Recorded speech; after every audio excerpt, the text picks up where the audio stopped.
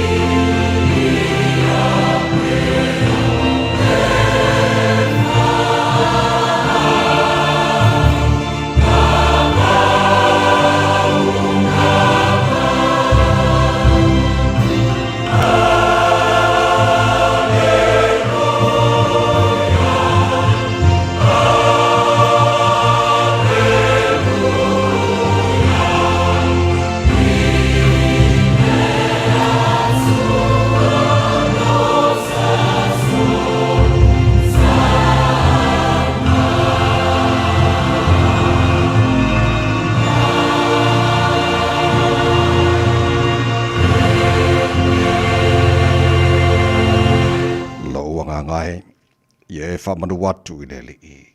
Le i e lo watua e matua sili lava oe. E ofu oe le vi inga ma le matango fie. O lo e pulupulu i le malamalama pe o se i e pulupulu.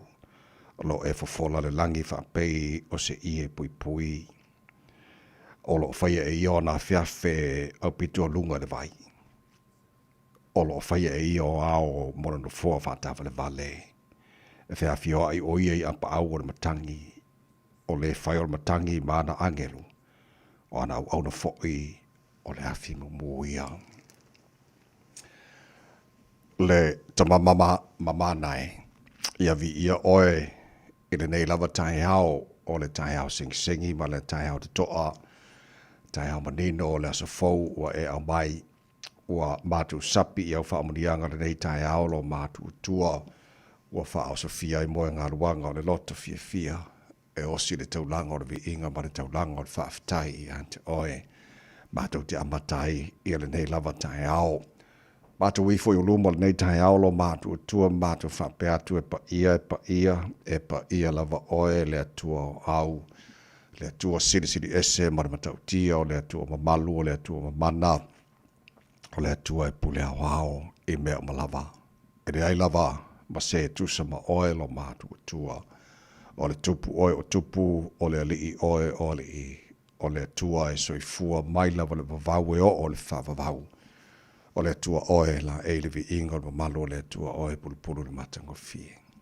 Ta maa whaafatai le lava i lau mea lofa o le ola whaua mātou mau wara nei tae ao. Whaftai lo walofa o tūte manu whai ngā maro longa sātou whawhai o tangata o e whapopol nia sa whau lo lātou se fua mara mātou nei ola. Mātou au lia e whore nia sa lulu, lua su marwha ia ia so iuni, mātou whau launga o le nei tau sanga. Mātou sa walinga mala malanga o le nei aso lo mātou ta mā, na oe mātou te manu ai wana oe whoi mātou te manu iai, ta mā whamul mole. Se ia tau tai mai. Na mātou wholaunga o whai nei. Manu ia whai wale whangai mana tino. Ne nei aso whau e a mai. Alofangia whai nei a mātou whanau. Le paolo au e malu tia i lato. Au sa ili le poto e ala i au onga. Mātou talolo mātou tua. Mana tua la tino pere sa mora mātou. Wala au ia te ore nei tai au. Toi fo manu. Ma le lange wha marui ai sa moa marui te tai o la tino. Nai o mātou tangata uma le ngate sa moa. Whapenafo i le lala ma le pāpā au ai so sa vaenga. O le nei, lano langi, la tōwhia aima fia whainu. I so sa vaenga o New Zealand ma so sa tafora nei kelope. Mātu te talolo mātu atua. E le pūpūlo o au au whamurianga i a whoa i tusa le lātu manao. Ma wha manatu i e lātu o le atua lava oe ma li ei manao. Mele lei malava. Tapo inga mai na e mātua tu asin sino sa moe maru maota malaura ni asom so se no whango tau sia i lan tau le maru lua le nei vai tau le nei tu langi lo mātu no whaing mātu wala au le māwhana whano loa lofa te toru ai nei lan tau e whafo sia i lo lātu se fua lau le nei tino siri lava i le anganga o me umala whana mātu whaia le nei aso fau e mailo mātu atua mātu whaia ma le fia whaia ma le whaamaoni ma ia whaia mea uma aina ia fo ia tu vi inga ia te oe ai tu mau pēa ia le mātou whātawa. Ta maa whamaria mai le tautua a le Radio Samoa ni aso atoa o mātou wole mātou wala au e ne mea malawa e alas wa whamara malo Yesu Kiriso lo mātou ori mara mātou whaola. Amen e.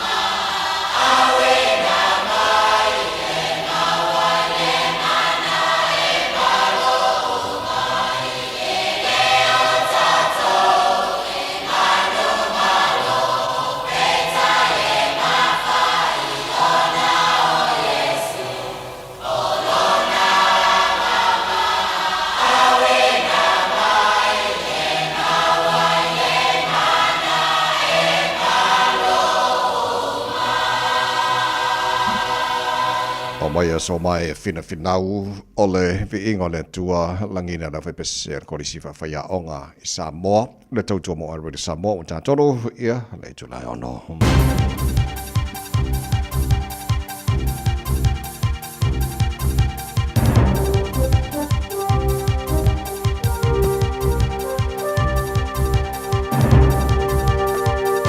In this update, the coalition would be gone if numbers from the latest One News variant poll come to pass. National Party support slipped 1% to 29%, while Labour's fallen 5% to sit on 32%. Support for the Greens has risen 2% to 13% support, with New Zealand First up 1 to 11. ACT is down 1 point on 6%, and Te Pāti Māori steady on 2%. Labour, Greens and Te Pāti Māori coalition would have a 4-seat majority. Labour leader Chris Hipkins told One News he's optimistic. Overall, the numbers for Labour are looking much better than they were at the last election. Change of government is a lot more likely, but it's still going to be a close election. And there was a surprise boost in the polling for the Opportunity Party, jumping 1.3 points to 4.6% support. The government's being asked to set stricter guidelines on when retirement homes have to pay residents back when they leave. The coalition is making law changes, so the full amount would have to be paid back in 12 months. Labour wants to see it reduced to 3 months. Retirement Village Residents Association National President Brian Peat says 12 months is too long. Universities and polytechs could be allowed to raise student fees by 6% for a third year in a row. The government's open consultation on tertiary fee settings, with a 6% cap proposed on fee increases for domestic students. Annual fee increase limits never exceeded 3% before 2024. 6 of the 7 voting members on Heart of the City's Executive Committee are resigning. In a statement, its board recommends Auckland Council withhold funding from the organisation and consider an audit. 40 people have drowned while swimming in unsupervised areas in France as people try to escape the heat wave sweeping across much of Europe. Britain, Italy and Spain are also sweltering in extreme heat.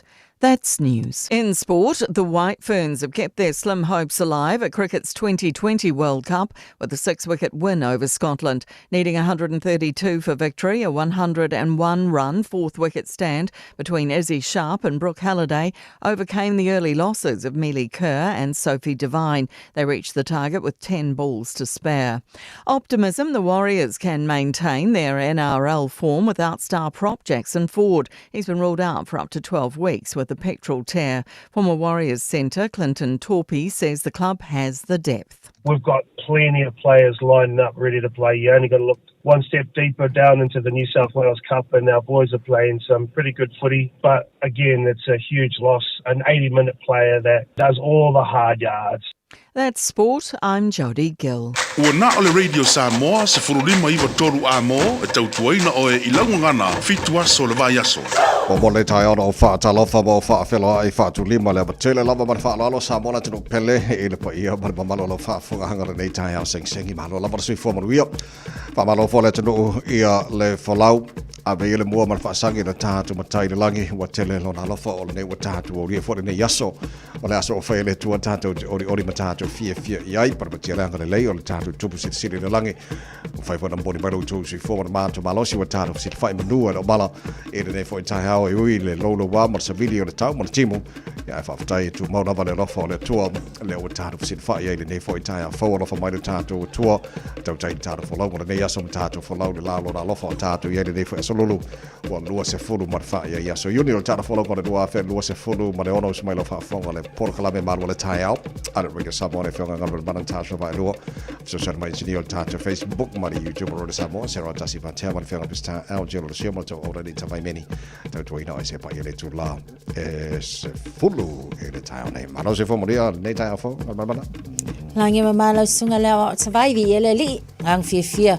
ne tau tu e fei lo ai foi tu o fonga luenga ina ia so ma vai atu no niso tu ngia ia whaftai le tua o leo o maua lo so I fua lau le leifa pena foi se tata watu no Hallelujah vi ele tu nei tai sole Maka okia po ni sa vidi morki mori o kai aori ka fe eri ia le lei wa ho ka ko mau masani ya pe timu pe la pe marulu pe mafana e tu ma wale lo fole tu le lei fa o tele jola oro smile mai mo la fa foga o le lui tau mo le aso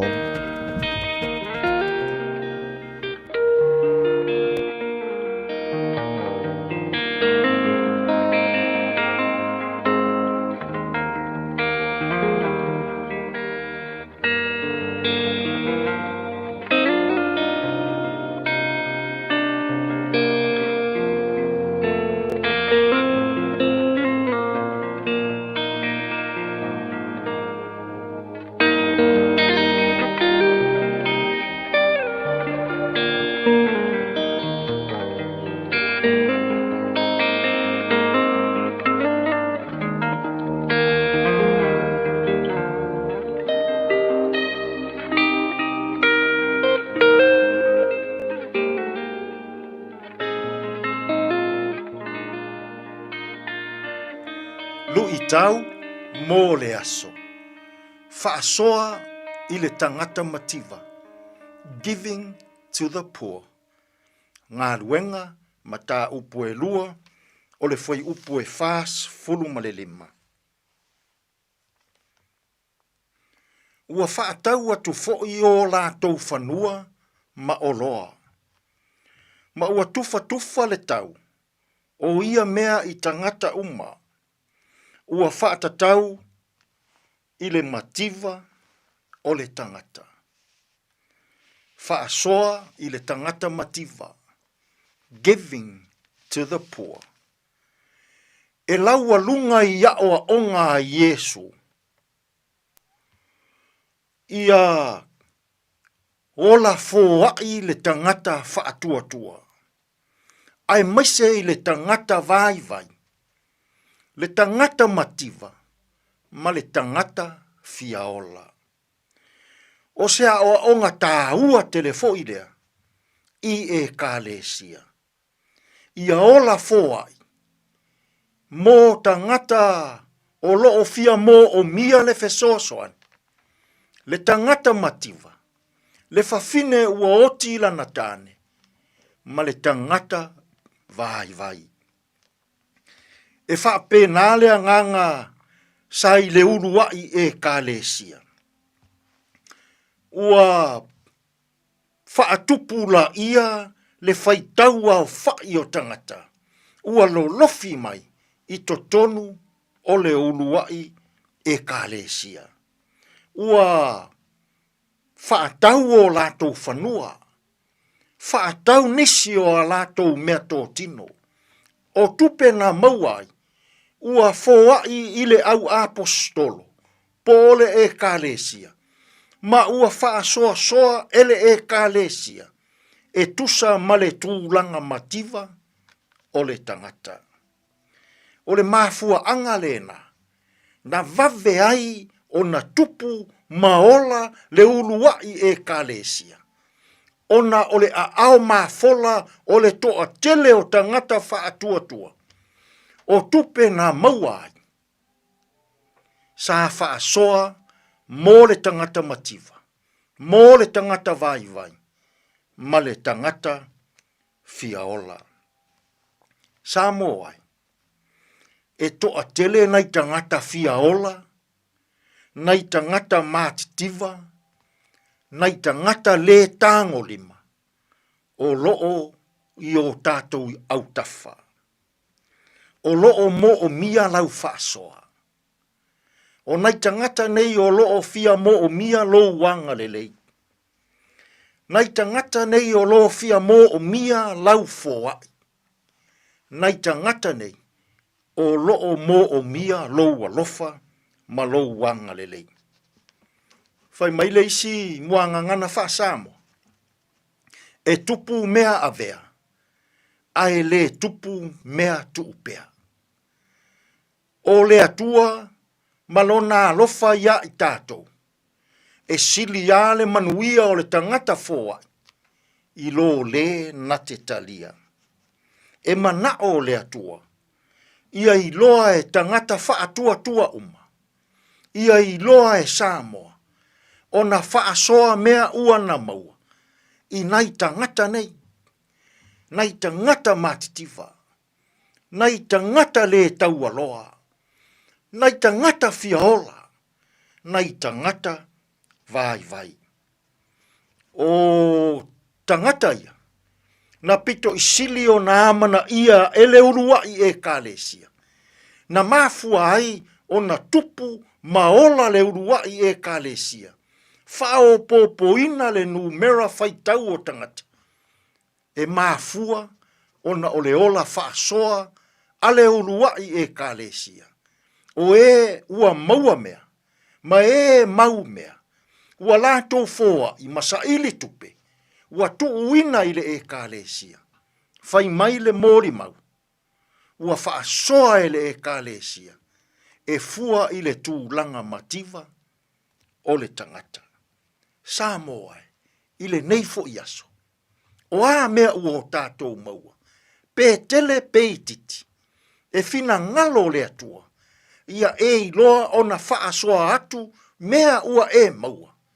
I le tangata fiaola, i le tangata mativa, i le tangata vai, ma le tangata o loo fia mo o mia lau fesoa soan. Ai a, pe a sei e ola whaasoa ia, i le tangata mativa, i le nei aso. Tātou te tāro. Lea tū ai, whaafetai o lau whaasoa, e tutusa uma ai tangata uma o le lalolangi. A o maia i mātou, ia mātou i loa o na whaasoa, mea ua o mātou maua, i nai tangata o fia mō o mia, la mātou fesoa soan. Angale lei mai i tautua ma au nanga au tangata i lene yaso, e tonu ma le lei ai mea uma.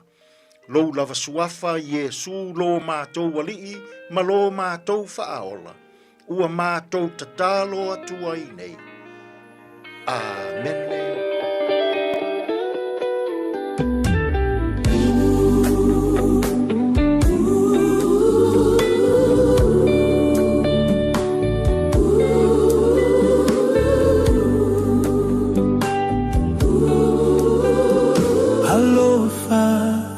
Tuoi, hawe malanga, sei amota le nei folona, fatua tua ma famwe mo, ya tu mau pea, haule alofa. Ia fa sili lea Peu te tautala Fina nana angelu Pe fai mo au Le la lolai maona mamalu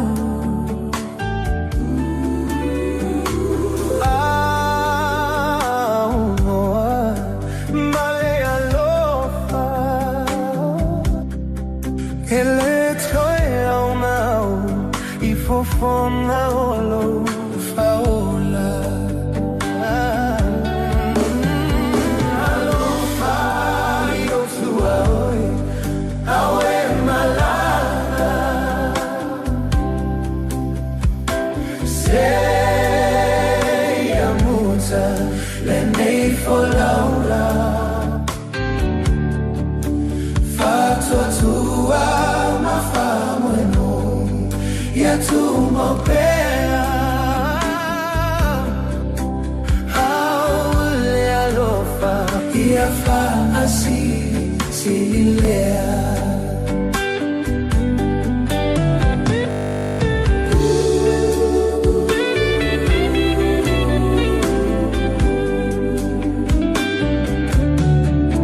fatua tua pea savali ia la vaua Fano mienui e malutia oi fai la ta Ia mana tua ole alofa Ole alofa Ua sili lehi meo umbana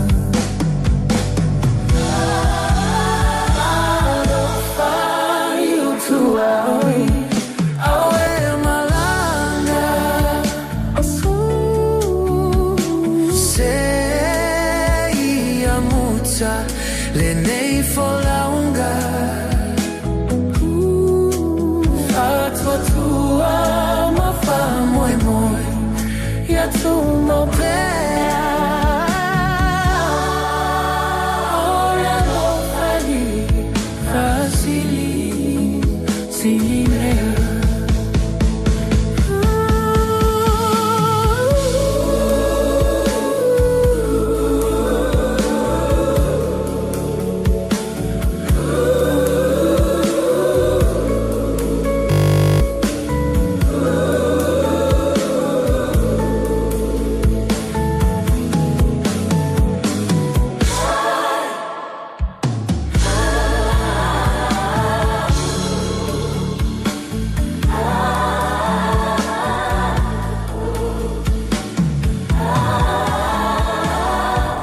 foi o tua oi ina was furu ono le wata ile tulai ono le fafonga le porkala me malu le tai already sabo amuna to fara longa le enterprise motor group manu ka le Christian Savings me mino jona fanga solo le taro musika sui faith loyo le tai au team marsabili mara malu lu fa fia oi ia fa marsa fo le tino le lu tu manga wen ono ngatoro le bes wa tatu yai Favano by Tami Montar Calame, a Retoriola, so I passed a laugh at a copper to quarter fit of the town today in history. That of my body to plus Rosu Far, unit tailor to Sang of Violet title fit to the town, name for Bonga folding Albertania Petal fit to Port Calame. I'm a Taru Tai, I'll say Bomo for Taru Baba, poor Manuala. I will a tie for. Talo whaavita vale tātou I lunga o le awala I le nei fo I taimi o le tae au mai tau atu o lea e whaisi feo lolo si pisi mai I lunga o le State Highway se fulu ma le ono I le vā lea Western Springs ma le ngai atu I Point Chevy le taimi le nei whaapena fo I lale mai tau atu o lea fo I ua whaisi tele vāve mai lava I le vaenga lea Morningside o lo o pisi mai lunga o le tātou State Highway suma le ono o I se vaenga o awala te tele o le nai feo lolo le vā takanini mpapkura o le mai tau atu lano mo lona winga pau fo ile nal vaenga o le ua tele vave le pisi le taimi le nei lunga tātou State Highway lua se fulu ma le lua lava foi ile anga iane le nai Drury o le mai tau atu e whaisi pisi mai le taimi le nei avale ia mani e tele le amatanga le nei tai au e le o iese e whalavalave tau ta avale fai fo spisi o le vanga I mai maangele anga iane le nai I le tātou whaitule le malai vaalele ia pau nao nei vaenga o le ua already o pisi le taimi le nei au ise vaenga o nā lau lo feo lolo manuia le tai au ta avale leo sufitue te ai le tulai ono. Thank you for choosing ClickX. Hey, did you know that sending money home to family and friends if I'm the ClickX? By Australia, for New Zealand, to better for my no I. Upolo sa baki manono ang lima isamo na. It's simple with 4 easy steps. Sign off via ClickX. Sign up now or log on. Select some of my own millicent. Inga will receive in no time.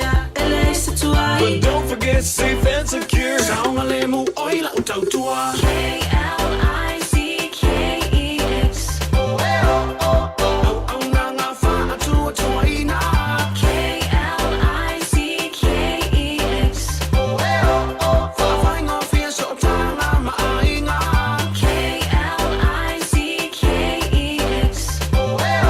Supporting Samoa with our very best. We are ClickX. Radio Samoa. Taslima Everton Amo.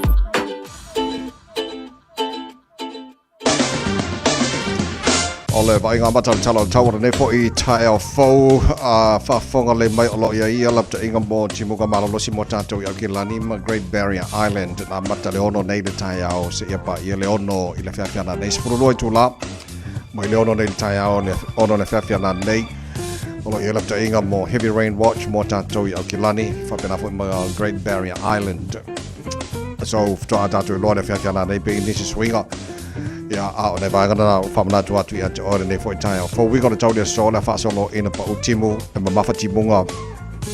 Diso taime e mau atu mamafa na timunga le whiawhiana nei. Whaasolo nangi malosi marisabili mai matu. Whaasolo nangi mai sasae nei le tae au. Waisi malosi marisabili le awauli.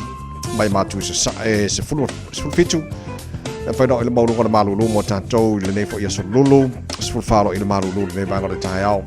Tai au pe au lia la fasal fona pa utimu e le tele vaenga au ke lani se furono marunga le marulu fa mawina mo au ke lani e le aso tai au le vaenga yon tua tu la se furele fasal na awa alang de le pa utimu ni se vaenga au ke lani fa se marulu la se furele se fa i lona mawalunga fasal lang de le la sto nai lang de le fo le aso sama la so fuama la so lua o le vayaso o luma na ia tu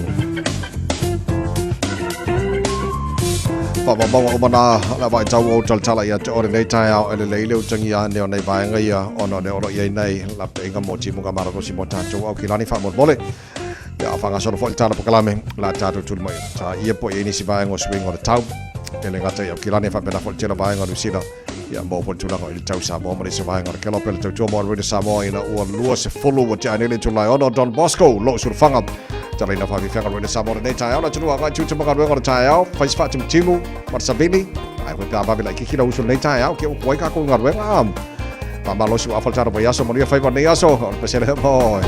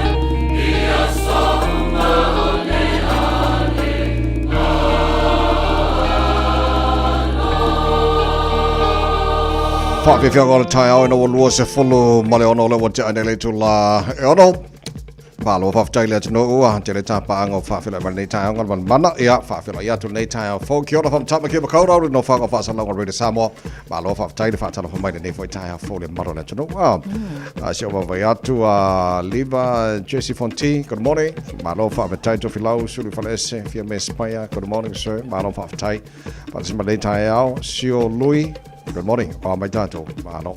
We're kind of full. Mayava Simone Talia. Malo lava faftai. Fatas maneta yao. Sasae tuanga tia. Good morning. Malo faftai. Fatas maltado pokalame mai tino. Papa. Good morning. Malo si for my vagina maga. You'll mafang fanga winning kong short. Ya le maru lukako. O yamino o for your Melbourne. O yamino Brisbane. Desa yel vasolen ki aku ngai. Ano koi for mane maru lu.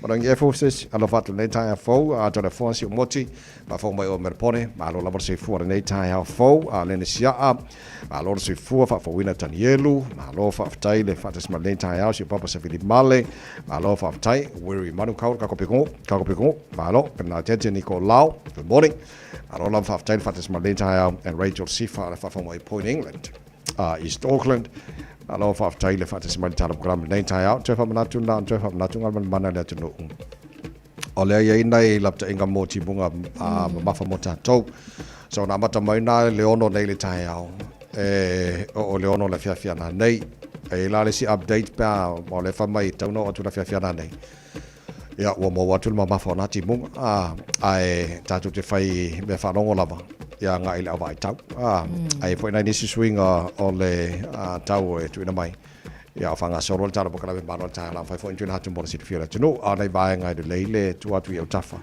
ya wa for si fia well informed our community ya te no fo la mar pu ya foi ma la sa uni ta tau ba ga o tato fata tali nei le toi lima masina ona fai don fanga palota New Zealand general election in New Zealand as fito November ya to look forward o mai ai tala noa I whainga palota o le taimi lalo whainga malo whatem kara se whai lawan whiwhilinga tangatai kamlan man leo titilo atu e initial polls are released mana na fin maua le tato por kalame e swinga wa oppose ne sitting ye initial ta elo tangata o New Zealand ya na o se numero pe afe tangata sitting ia emaili telefoni fasili la ai la tau o le unga la fasili ya la tabu ti tilo nei le tai but looks like a whainga palota ana popo nei le tai au e tu se mar powder e la swing o whainga maro lai fua I le palota e pei ona e sau nota vai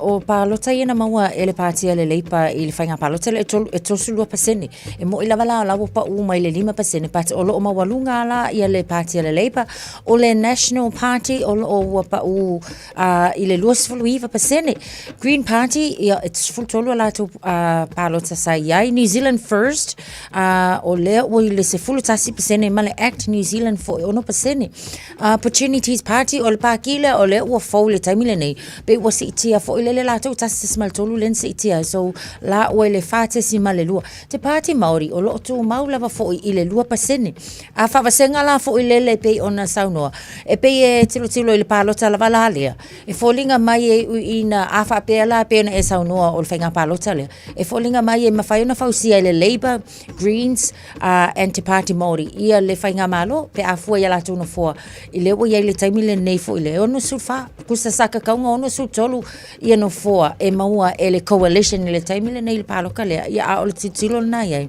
o le mai tau atu e a wainga a pe a fa pe la o le unga lea o le a whaianga ia le whaiunga fo ile o le election a o le o tal So o le poll le One News variant poll o le o lo o tau tala tumba whamadino I le whawhau le tino le foi tai au mantuala o la tone siringi masana po le afe po le ato le afe o tangata siringi a la tau le preference ia po le la tau le finangalo Italy of Sicilian tu iai e wa telefisili wawa I atu o le Labour ma le National e kau fai drop uma ia le support mo la mo parti e lua but still o la e maulunga lava le support mo le Labour la tau titi lo atu pe for nga mai a drop mai er support mo party tele ya Labour National on na spiriki le nga e minor parties le tau titi lo atu na e mal tulango ye so all pe on na fa for mai le tino ole ungara na pe ana fa pe on a board time in release le po nei le tai au e fai fanga pa lo so ole ungara na tau na ye ya le ka fa ka lima masino lo toi e ol whainga paro ka mo inga. Ai wha moe lai leo tātou e le stala. O me tā warana fo le tau ona le stala matua Yesu inga whainga palo tātou sangare nei pia fua tu istau whainga palo te o mawai. E le whaura e tō le stala le aso le whainga palo kom whai alau palo ta temine na salpo e tōru vai aso ai le io o le aso le whainga palo ta. Ua kapungi umane se kala no winga le esikai me whainga whainga palo ka pe ake ua. Tapuni le restala ai le fai lau le stala mo whainga palo ta wha mo mole. Le si vaenga tāua whai wasifi e la lutua tusi mai le no whangara e anala mo muai. E tau ona longo ia le tangaruenga o whainga palota. Ia tau i lutua tusi phone. O lawa ilos o radio lo sua whanau i tono lola palota. Pa wan mea o lutua tusi ia sa ona sa o lutua tusi e la fotu ia laua pe palota Le vaenga tāua ia mo tātou.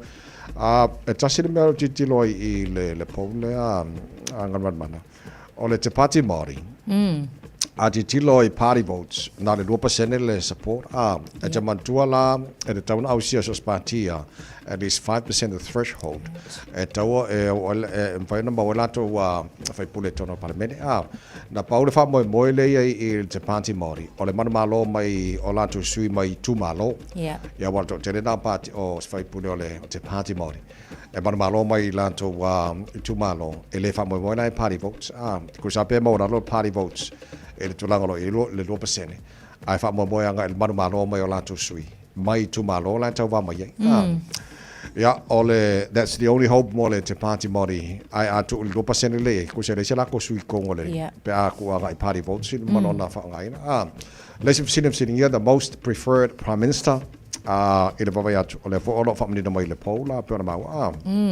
E se fulu valu ia ila tau fo po se fulu valu pasene mo Christopher Luxon ia Chris Hipkins le se fulu wono Winston Peters e se fulu pe ola tau lava ia o le olo Peter Lunga i le manatu fo io tangata po o wai ia e finangalo e te tauna avem palmi a fa pe fo ila palo kangi ia a fuala ia le coalition wa le mai tau atu e le o le faisipa o coalition le palo kale a o le sunga ya Luxon o le o governing le coalition taimile nei o le ma fuli ia finangalo ila tau ina siringi le palo tau no winga ese lava foi tulanga foi tilo ia ai mai se lava foi ka ko kapenga penga tu mol tatu fainga palo so la tarana to say male one news variant poll lena ma wal proclame ya tu atu mole si fila tu no na to fa manatu ta watele le restalo tanto te lo le sibanga tu ta walenta no man fionga sa usolia pitola sona lafi ole tato e tau ona fuar tato palo te fai e policies o la release mai e party o le wingo le tala o AFP te silsilatu po te vava atu o lea e fetau le lei policies e le party lea ma le tulanga o lo ielo no foi tono New Zealand lo winga la o na tau na veilau lo support ia po lo palo te fo so ole ata maile na whainga le palo te tawana iei tātou ma lesi vaenga e tau ona wha manatu au tātou iei le whainga palota e tau ona sa ole le whainga lo palota e lua o palota e whaipea watu lo pepa palota o le palota mo le candidate ia po le sui o lo tau wa mai I lou tu malo ia ma lesi palota e luai o le party vote e tuanga I le party ia la te lango ina Olanga, o ka korunga.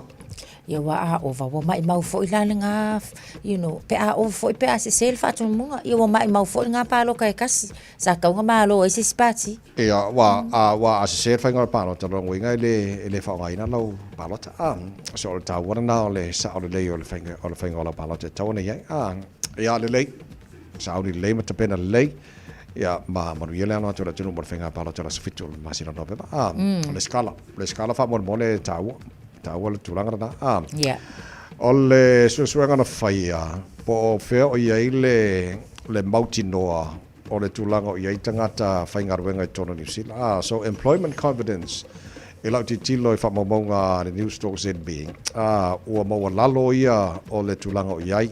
Am salo atau whaasa mo tūlanga lea ngan mana mo le sirifira tunu. Tusa wale eise whaatua tuaina. Po wale eise whaalangolango ina o tūlanga o iai ngaruenga o lo I tono New Zealand. Ia mal tūlanga o lo iai langona tangata whaingaruenga. Yeah. Fua iai. Pea male 5 tau sanga talu wai. Mai tau atu e pei ona whaalawi loa mai fo la I nisi o whaamaumaunga mai le Westpac Employer Confidence Survey le sa whatanu ina sau noa ila ia McDermott meila.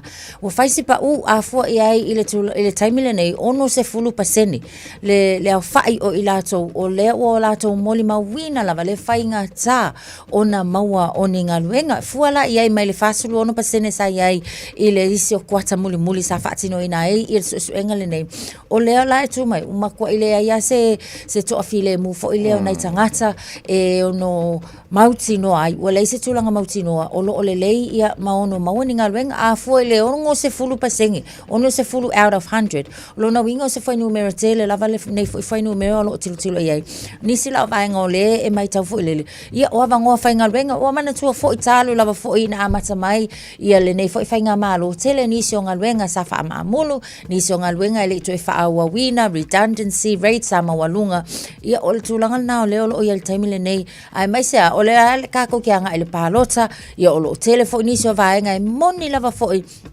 o le tatu te vevesi fo ia matau fa pe o le kulanga ile taua o wa mafuai but economic issues lava ia to tonu lava ma domestic issues e pe o le lava mafuli ia to tonu lava la tunu ula tau ia il tulanga pe ntilo ia a bit of good news mo tato ia tato mo kesi fatupe ma no ga tupe fatupe te va tu fatupe tele New Zealand foringa mai o le ua pa o bora lo mai ala to interest rate to say ma ni so banga ma o pokala me fa tu pele ANZ le wala to fa ala wi lo fo il time le nei ia la to la ia sai le tasi tau sanga fixed fo ile 5.3% o la to new rate le wa ia 5.3 le lo su 5% o lo no winga o la walu ese le 5% pe atu tu fo ia fa pena fo ia la to sa ta ilua tau sanga la to fix le na ia tolu ia se ia o la fo ini so va ai fo ila tu vaenga ia special 1 year fixed le sai le fate sima le fitu iva pasene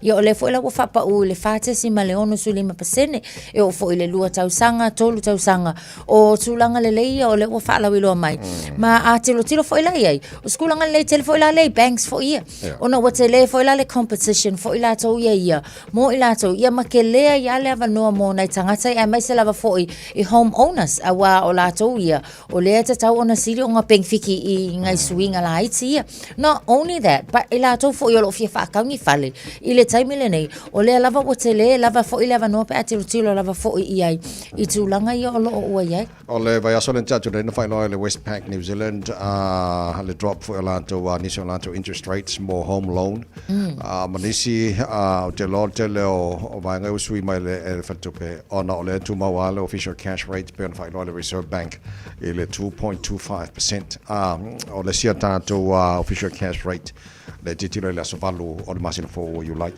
yeah to to border Samoa for lima but to mo no water was fantastic no to tale o le tu la fitu mai fa fianga mai le fa pese na lau tamai tai mari so tara fa salong fa business mari si report mai lua ole awala ona tu ina to no le tato malu ta fa nga a retro le ola ta pena mari so nga pasta la fa na ko alo se fu good morning Atamari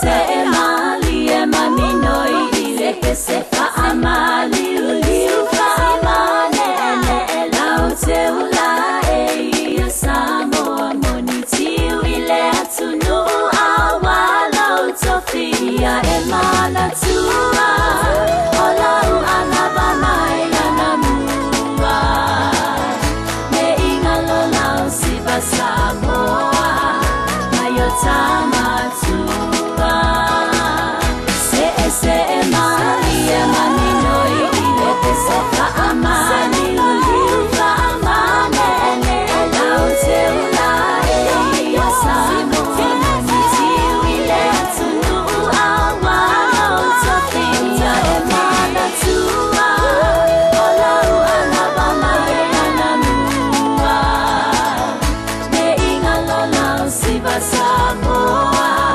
mayotama tua ia e mana tua olau anabama e anamua me ingalo lau siba Samoa mayotama tua.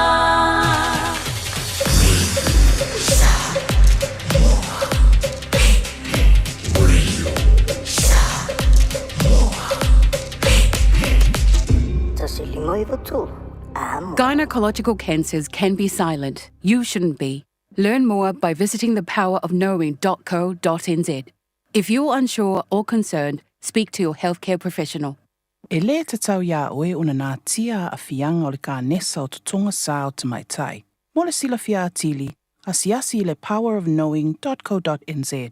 A whai o e popole pe le mautinoa, tala noe lau fo mai. GlaxoSmithKline New Zealand Limited, Auckland.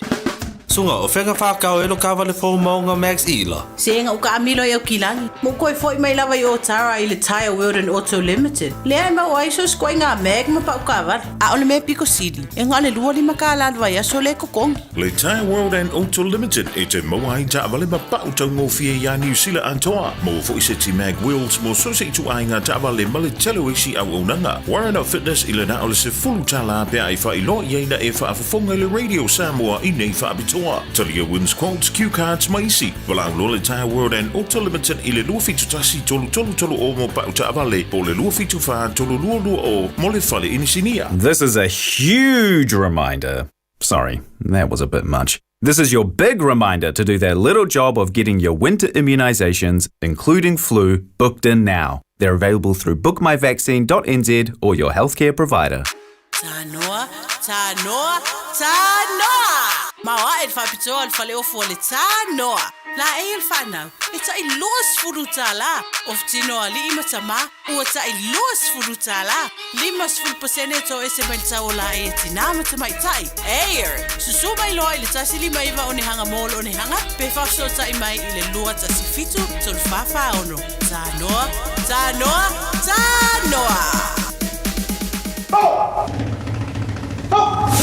Radio Samoa, tasilima iwa tonu amo. Am tavale sa e se fala vlau tu tavale ina le vangele na Saninook Overbridge la talata ne ia ina le sa ele fala vlau tu tavale le mamau te le atu so mo ila to lava fo ila o nga ia tu lunga tatu State Highway northbound ni le taimile nei ia o le na atu no le na lava fo o tau kilia le vangele na o le ala tele lunga le State Highway sumaleono le va Patiki Road and Te Aratu Road le fo isa ia se tavale le mamau te le tu fo ile mai tawatu so ia mo tatu la fa peoleanga ia tu ina alvaenga le na heading westbound ia tabjo na alvaenga le na o le ala tele na lai fa isi slow mai na Te Aratu fa so solo koi fo Henderson and Westgate le taimile nei o le taiao slow to mau pe fo ia tato le traffic i le vaenga le State Highway lua se fulu male lua pe ona ta o le anga i mai nei saute fa pena fo ona mai ta watu tu mau i le vaenga le lua se fulu o le o fire si pisi mai o le vaenga le na o le ala tele le taimile taimile nei o le tae au. Whaisi slow fo i o tātou mai Hill Road I langa I atu lunga o tātou motorways I le taimile nei. Pisi mai le vale o Takanini Papkura I le taimile nei. Mai tau atu I le Van Conifer Grove o leo lo I ele atu ta avale. Lona wingas whalawala tau ta avale. So sani malo le atu nuu. Whalawi luane fo I lunga o tātou peng whailangi. Pe a wha apeo e si la fia nia vaenga o le altele. Manu I tele lava fo I whainga malanga o le nei tae au wha atim timu to is fultol minuta en tale o le fitu. It's simple, it's quick. You're closer to families. Sending money's now made easier for loved ones in the Pacifica. New Zealand, Australia, to Samoa, Tonga, Fiji, to the Cook Islands, to Vanuatu. Connecting Pacific families. With ClickX, you're secure and safe. The lowest fees and amazing rates. Now helping home is affordable. ClickX with a K. Reliable. So sign up now with ClickX. Let us help you help home when they need it. We are for the Pacifica. We are ClickX. Ta lofa lava. O le si'u fofonga le nei o Samoa. Le Radio Samoa. Bread of life sent down from glory. Many things you were on earth, a holy king, a carpenter, but you are the living word. Say it now. Come on.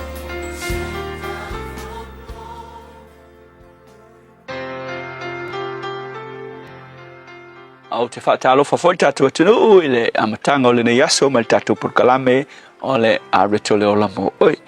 O le tusi lea le lua no whai ngā tupu e fitu o whai upes fulwha e whapea a whai wha maua lalo lo nu e ua ta ua ai lo ingoa ma latu te talo masa ili ia te au ma li liu ese o latu wala leanga ona o wha longo ai lea mai le langi ma wha maa ngalo ia latu anga sala ma wha au laina lo latu nu. O le upu e whatatau I le nei whai vai tau tātou iai e whapea o le fofo o le whaafita auli o whea ngai ma le tunu. E iloe a tonu lo e iloina le tūlanga o iai nei a langona o tangata wa le ke waai me o tupu mai whalongo fo I tala tangata e winga I le upu whai o le malo I le nei taimi o kako walo aku fo I le palota. Ma ua ufatu saina fo ya ule nei vai tau umi whapea o se vai tau ua pifele ua umi o ngā whaale lewa tangata. Le winga le upu whaale lewa ua umi o ngā le mautonu tangata. E le ngata I e whaia upu whai o le malo upu mo polokiki. Ai whape nā fo I tangata lau tele. Ua le aise while mu, le aise nofo le rei le vāo tangata. E o fo I tangata fo I e sā uo o a inga nga ese lo pa ki e lango inga ke ia ua le ingi so kanga le lei o isi tangata o se vai tau ese le masani ai ke lo la o le fofo ele o le whainga palo ka le la saungei o le fofo fo ele o le sui a kongwe e moi o le sui le la ku mai a kakalo le au mai le tu ele o le fofo anga o le fofo o lo I tangata fatu tua tangata ia ta ua ile suafa o le tua wa eva aile tala le tua nga fai ia Solomonga ile asole na fapa ile manu na fai ile tua ia Solomonga a o mai ngionge ile ngu fe me ile ngu wa pe panga tia le nu pe yengi me fo e kukupu le nu po ngi mala fo e fe mai le kala Solomona ale tua ia Solomona a fai e fa maua lalo lo nu o e wata wai lo wingoa malato sa ili mai ia ta longa winga ole kier foi upu o tangata fo ia ka wele swa fo le tua apanga kia le kungu upo senu tangata la ia ka o tangata ole tua e ka o kuspai o remnant o mi kanga ka fo ie I kiki o iai e hava ile tua malako falango ile tua ai lo e tangata nga o nga fa ma lalo ile tua masa ili ile tua fe mai e fa fofonga mai ile tua matali mai le ngata nga wha maangalo le anga sala le nu ai tali mai le tua ma wha aola ina le nu I le ngai vai tau tele lava nga kuwai wha bewa le anga le malo o ngo e whai upu le whai ia upu le malo ka ngaka ia playing le politics le malo ai a te au lava ke ma whau wha bea e ke le fo I le vaenga le e kalesia ke visiango lo iai ka ku ke wha bea I fuai e le nga le malo au le e kalesia Wa ke loa le taimi fo ile a ka kalo ai a tangata o le atua whenga kwai pe anga sala le no i le vama le atua. A ka kalo la tangata o le atua e le wha pe o mose inga uanga sala le no e le wha pe kalo mose le atua e ia uanga sala lo no alo fai fo ilo ngu a ke roka kalo mose ve mai le atua e ua mātou uanga sala le pronounce ngai whaunga o mātou wha pe ngā fo i atani elu mātou no le atua e wha maa ngalo i mātou. Ka kalo fo ina e mia inga uanga sala le ngu o lang ka kalo fo ile le tuai ia e lofa mai ua mato uanga sala e la vea kua e makangaka ia le tau tangata o le tua so le upu fo ile mo tātou tangata whatua tua e ka le sia le tua ke rusiango po whia lawe loku ke iai a o oe se vaenga o le tino ke riso whakua ile tua ke loa ka kalo ma mau e tātou le ngangai wha maua lalo ile tua wafo ila o le ka le sia o le kalesia ka kaunga influencing le malo awa foi o le kalesia fe mai o le mala malama le o le tua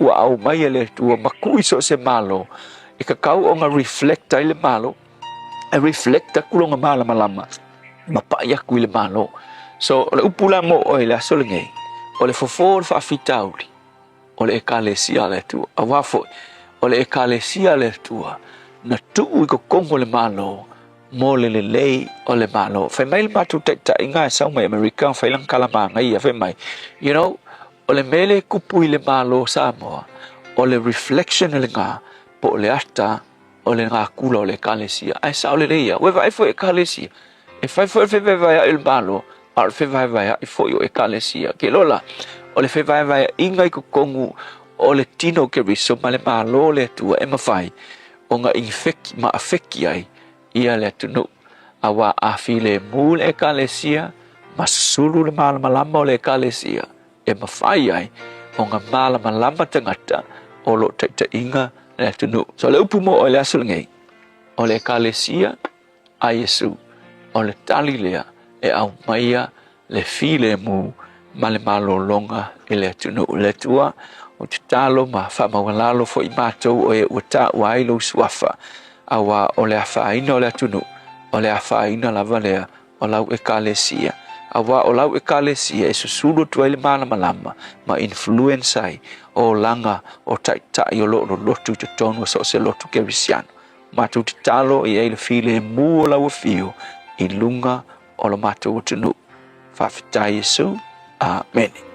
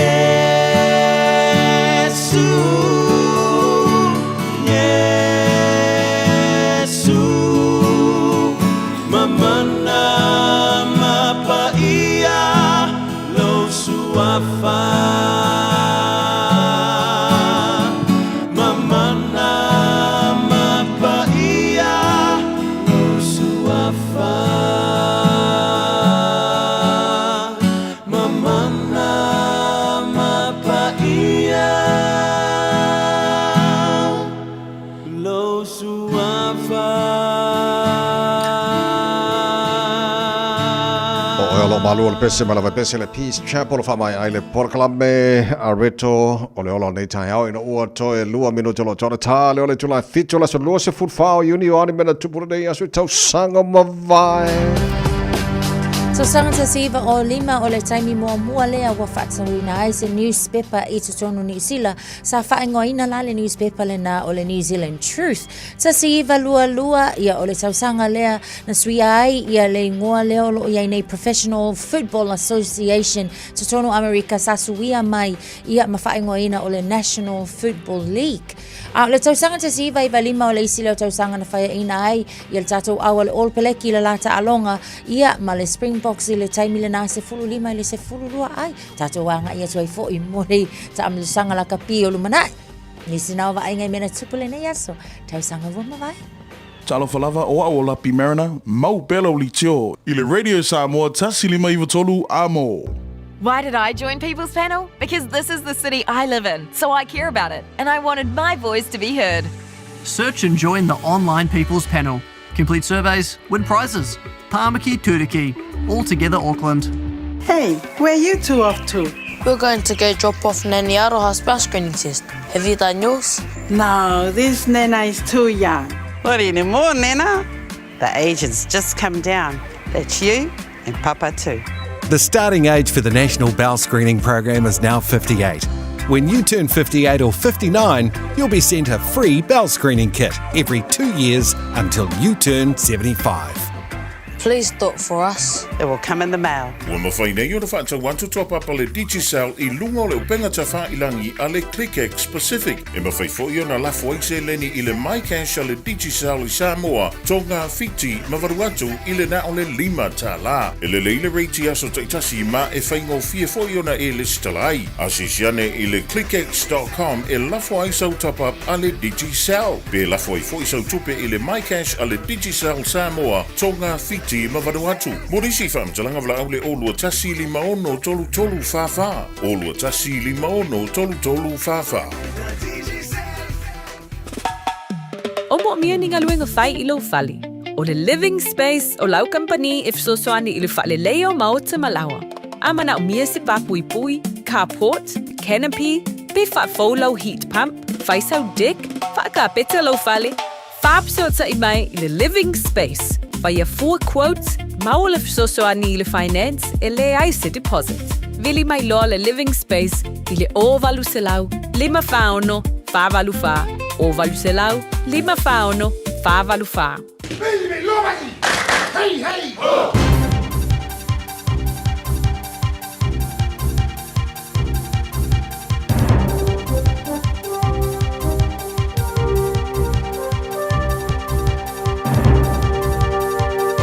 In this update, the Opportunity Party is seeing steady growth and would be a hair's breadth from Parliament on the latest One News Varian poll numbers. It scored 4.6% support, up 1.3% from the last poll. The Centrist Party says it would be willing to work with either the right or left bloc. Leader Kule Wong told One News the two major parties are growing less popular with the public.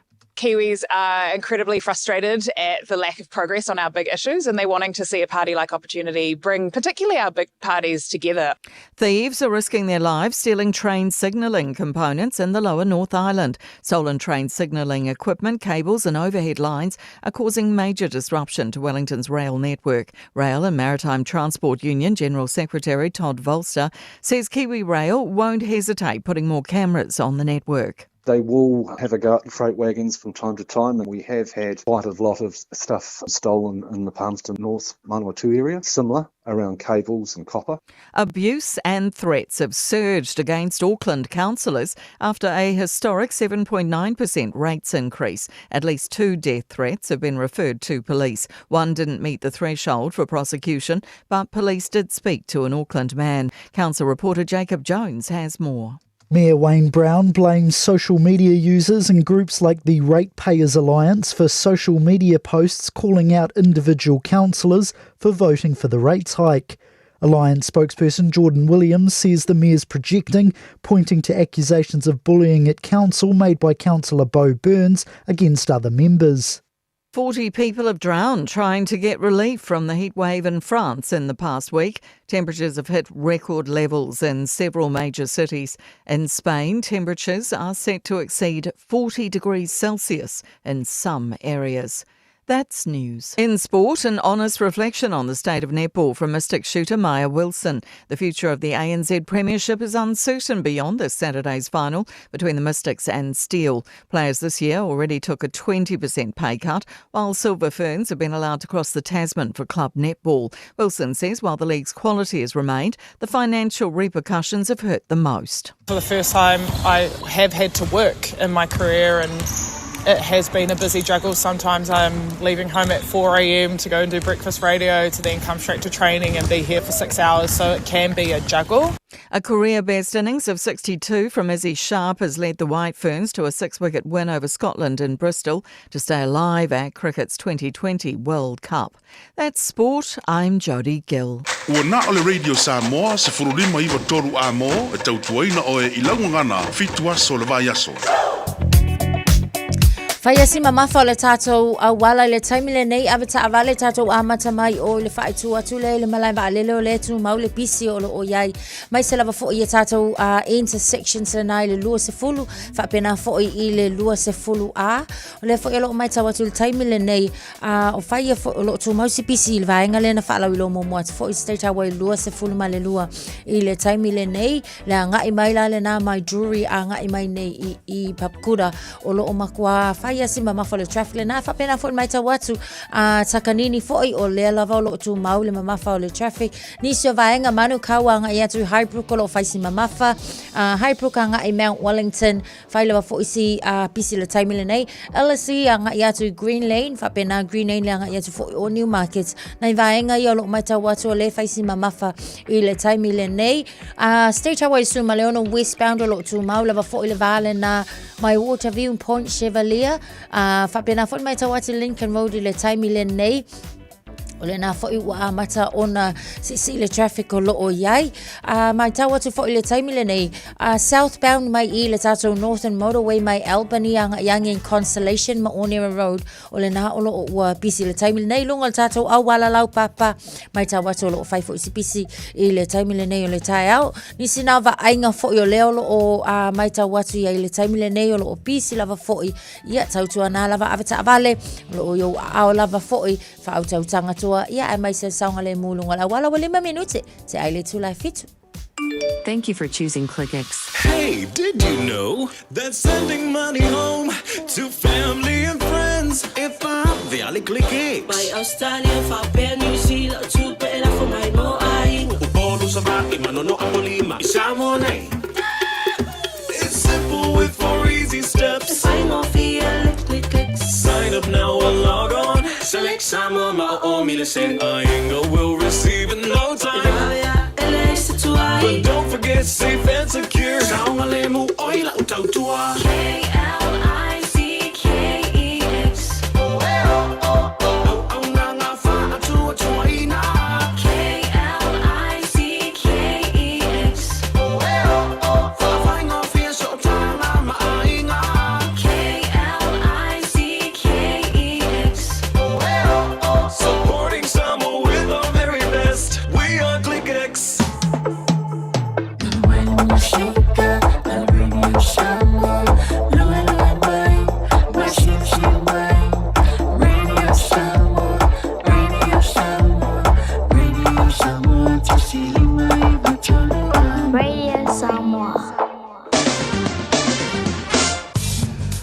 Malo se fo fa tele tro la mai mama la fa fonga nei time le tai ole vai ngala mai le nei I le tala o le tau ole anta tu amata mai I Samoa bava yatu ole wote le baru Samoa lua se fulu maratasi ole mafan fan ole air fa mo wina le vai ngala tai ole tu bava tu le mane melangi le tau Samoa winga le tau Samoa lang le awa ni so time pa fo timu Samoa ni so vaenga lo sul valu degrees Celsius mo rungo le pevelo le Samoa ne so los fulu I lona mawalalo lo to mount out of so tai for days Samoa su ta ro Samoa pia ya la fa foi fala tele ni se melo tupu I Samoa le o nga tolo neve yaso ya mai fa mo wanga la ta mai la mai tau le baba atu online na mal tulang ile tau Samoa awana foi fa taro fa troi pa ngal taro kala me maro le tai radio Samoa no fa fonga i lunga le FM 106.1 i Samoa fa pena fo i Facebook mari YouTube radio Samoa ngata i America Samoa fa pena fo i le tano pele Samoa malola ba ia le soifua maruia se mal talo le tau New Zealand nei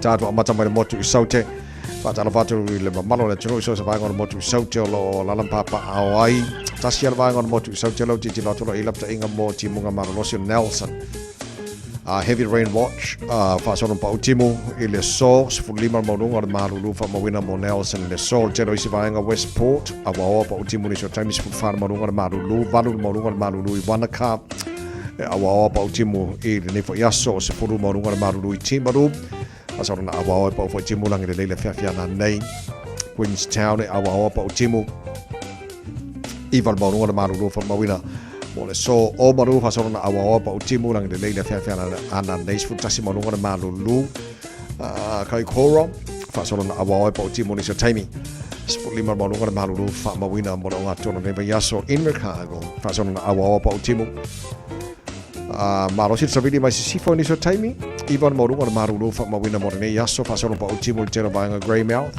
spuli tono malunga na malulu il baba ya tu Alexandra awa pa ultimo balu monunga na malulu spul far monunga na malulu i Blenheim awa pa ultimo ne fo yaso da Dunedin fa solo ina awa pa ultimo lang i le fia na nei su tasi monunga na malulu ma ai kana stete ma rose fo monuia nei tai fo awa pa ultimo ni so time is full lo monunga na malulu fa mawina mo kana stete le so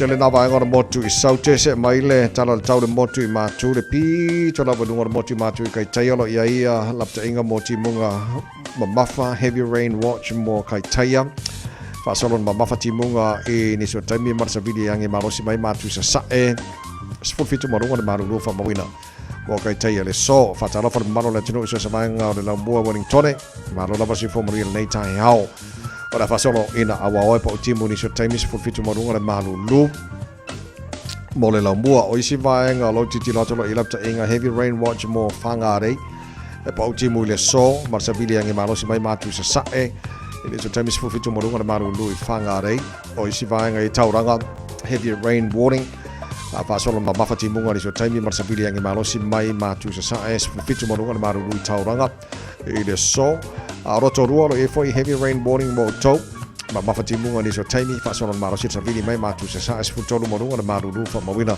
mo roto ruo e le fo yaso so o isi vaeng pe o taupo ma mafati munga ni so taimi futolo mo runga maru lu Palmerston North awa pa ultimo futolo mo runga maru lu le so fu lima mo runga maru lu ni Plymouth awa pa ultimo ma mafati munga e ni so taimi fu fitu mo runga maru lu Napier awa foi pa ultimo le so Masterton awa pa ultimo spul lima marunga maru lu ne yaso awa foi pa ultimo tena vanga le bin spul fitu marunga maru fa mawina mo le so Hastings awa pa ultimo spul ona marunga maru lu mo va tu Gisborne awa foi pa ultimo le so spul fitu marunga maru lu ma kinki li roa Hamilton pa ultimo ma mafati munga ni so time spul lima marunga maru lu o le ne fa yaso Tama ki makoro kilani no fanga fa salanga radio sa mos fut fa olo ia ile malu lu ne vanga na tai olo tu mau lapta inga mo ti munga mafa heavy rain watch mo Aukilani ma Great Barrier Island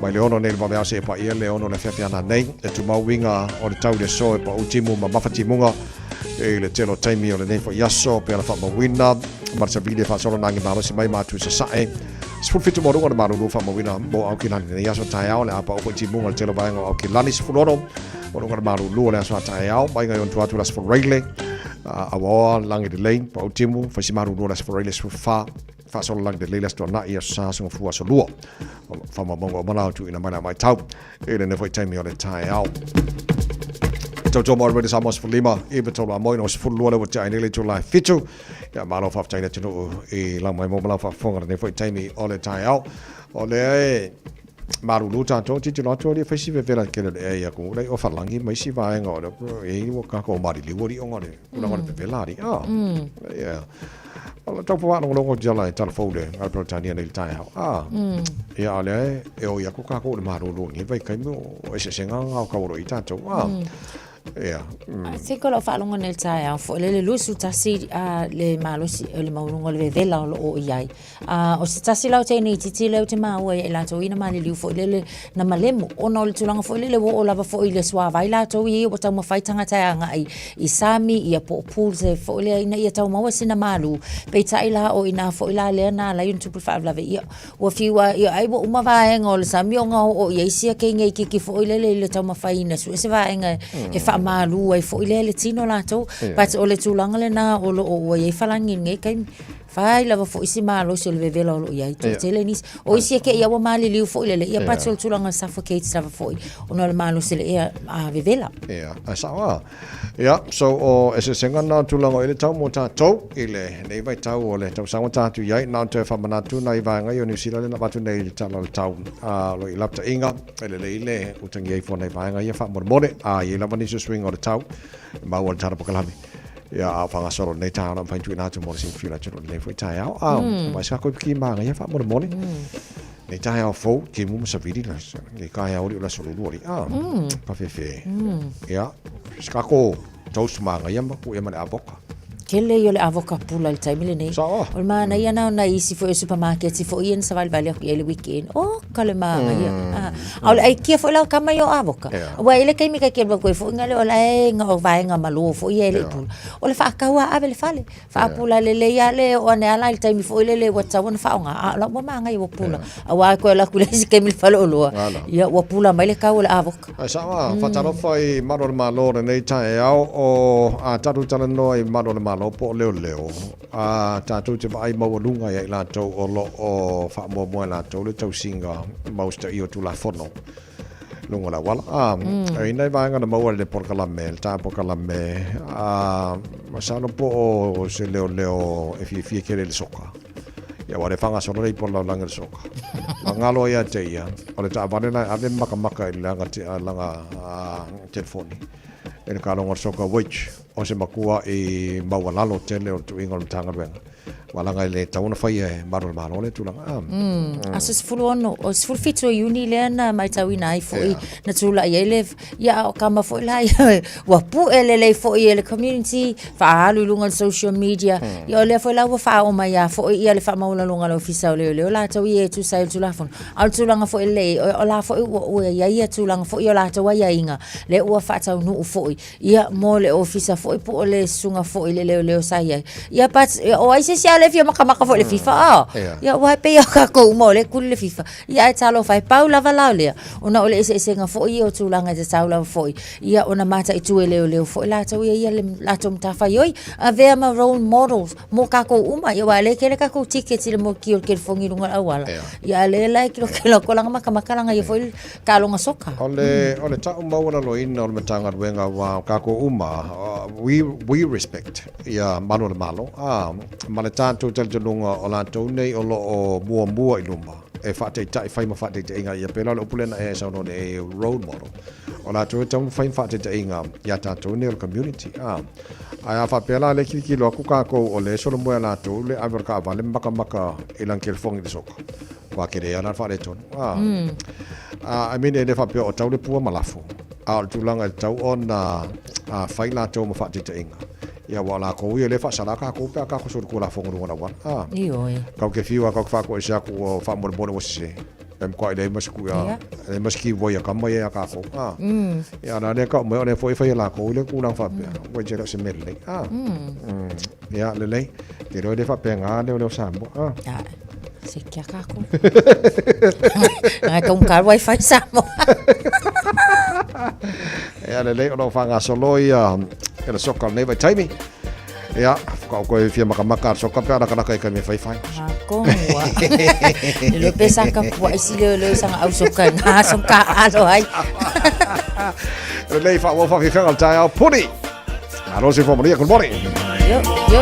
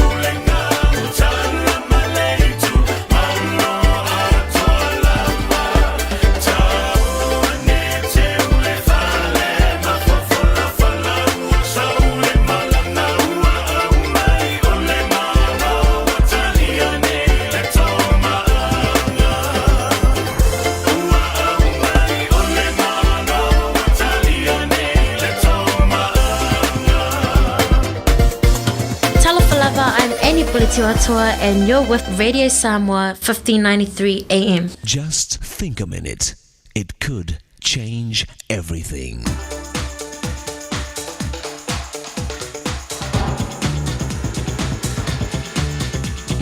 Think a minute. A man told about an experience his family had visiting a museum. The tour guide led them through all the rooms, then returned to her desk. As the family was leaving, she said, "I must tell you, I've never seen such well-mannered children." Later, one of the younger children said, "Boy, Dad, it's good she doesn't see the way we are at home sometimes." They all couldn't help but laugh. From that day on, the words museum manners became their family's code for best behavior. Before Woodrow Wilson became President of the United States, he was president of Princeton University. In a meeting with the parents of the students, he said, "Many of you parents ask me why we at the university can't make more out of your children. The reason is they are not our sons, but yours. It's your example they've learned to follow. You formed their character. In those important early years of their lives, you permanently left your mark on them, for good or for bad." It's so true that the manners and character of our children are learned at home. A father took his 2 sons to a ball game. When buying the tickets, he was told, children 11 and under are just $3. Adults and kids 12 and over are $5. The father said, "Well, my youngest here is 7, and my older son is 12, so he'll be the adult ticket price." The woman said to him, "You could have saved yourself some money and told me he was 11 and I'd never known the difference." The father replied, "That may be true, but my sons would have known the difference." The great writer Emerson said, "Your example speaks so loudly, I can't hear what you're saying." Children copy and repeat what they see and hear from their parents. A boy was asked if he was a Christian, and he answered, "I'm not a Christian because my father is not a Christian, and I'm the same thing." You can do everything else right as a parent, but if you don't show your children how to love and live for their Creator, God, you'll fail them. Won't you ask Him right now to forgive you for your wrong living and example to your kids? With Jesus in charge of your character and way of life, you can be the example your children need and want. Just think a minute. If you'd like a free CD of our top 40 programs, write to us on the internet at www.thinkaminute.com and catch us tomorrow at this same time when we stop and think a minute.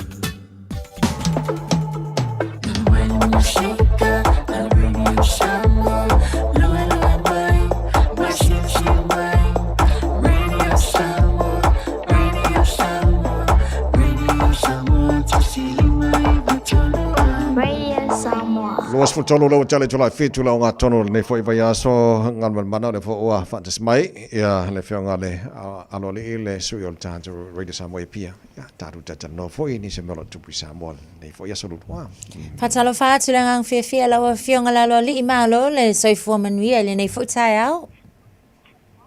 Ya, so fo manuia to sala fa pe polisi me ta vai malo le usu. Good morning, sir. Malo se fualo titilo tu ni se pa angal tara bokala me o le fa mai on maruru yo sa mori nge kaya ori. Ya, maruru mai ai le so pua. Ya la nafi ya le ave ya tulanga fo I de sabili maruru tua o lo mar tonga. Wow. Am sabe si na batule wingo le taude ya ite vai. Fa moni.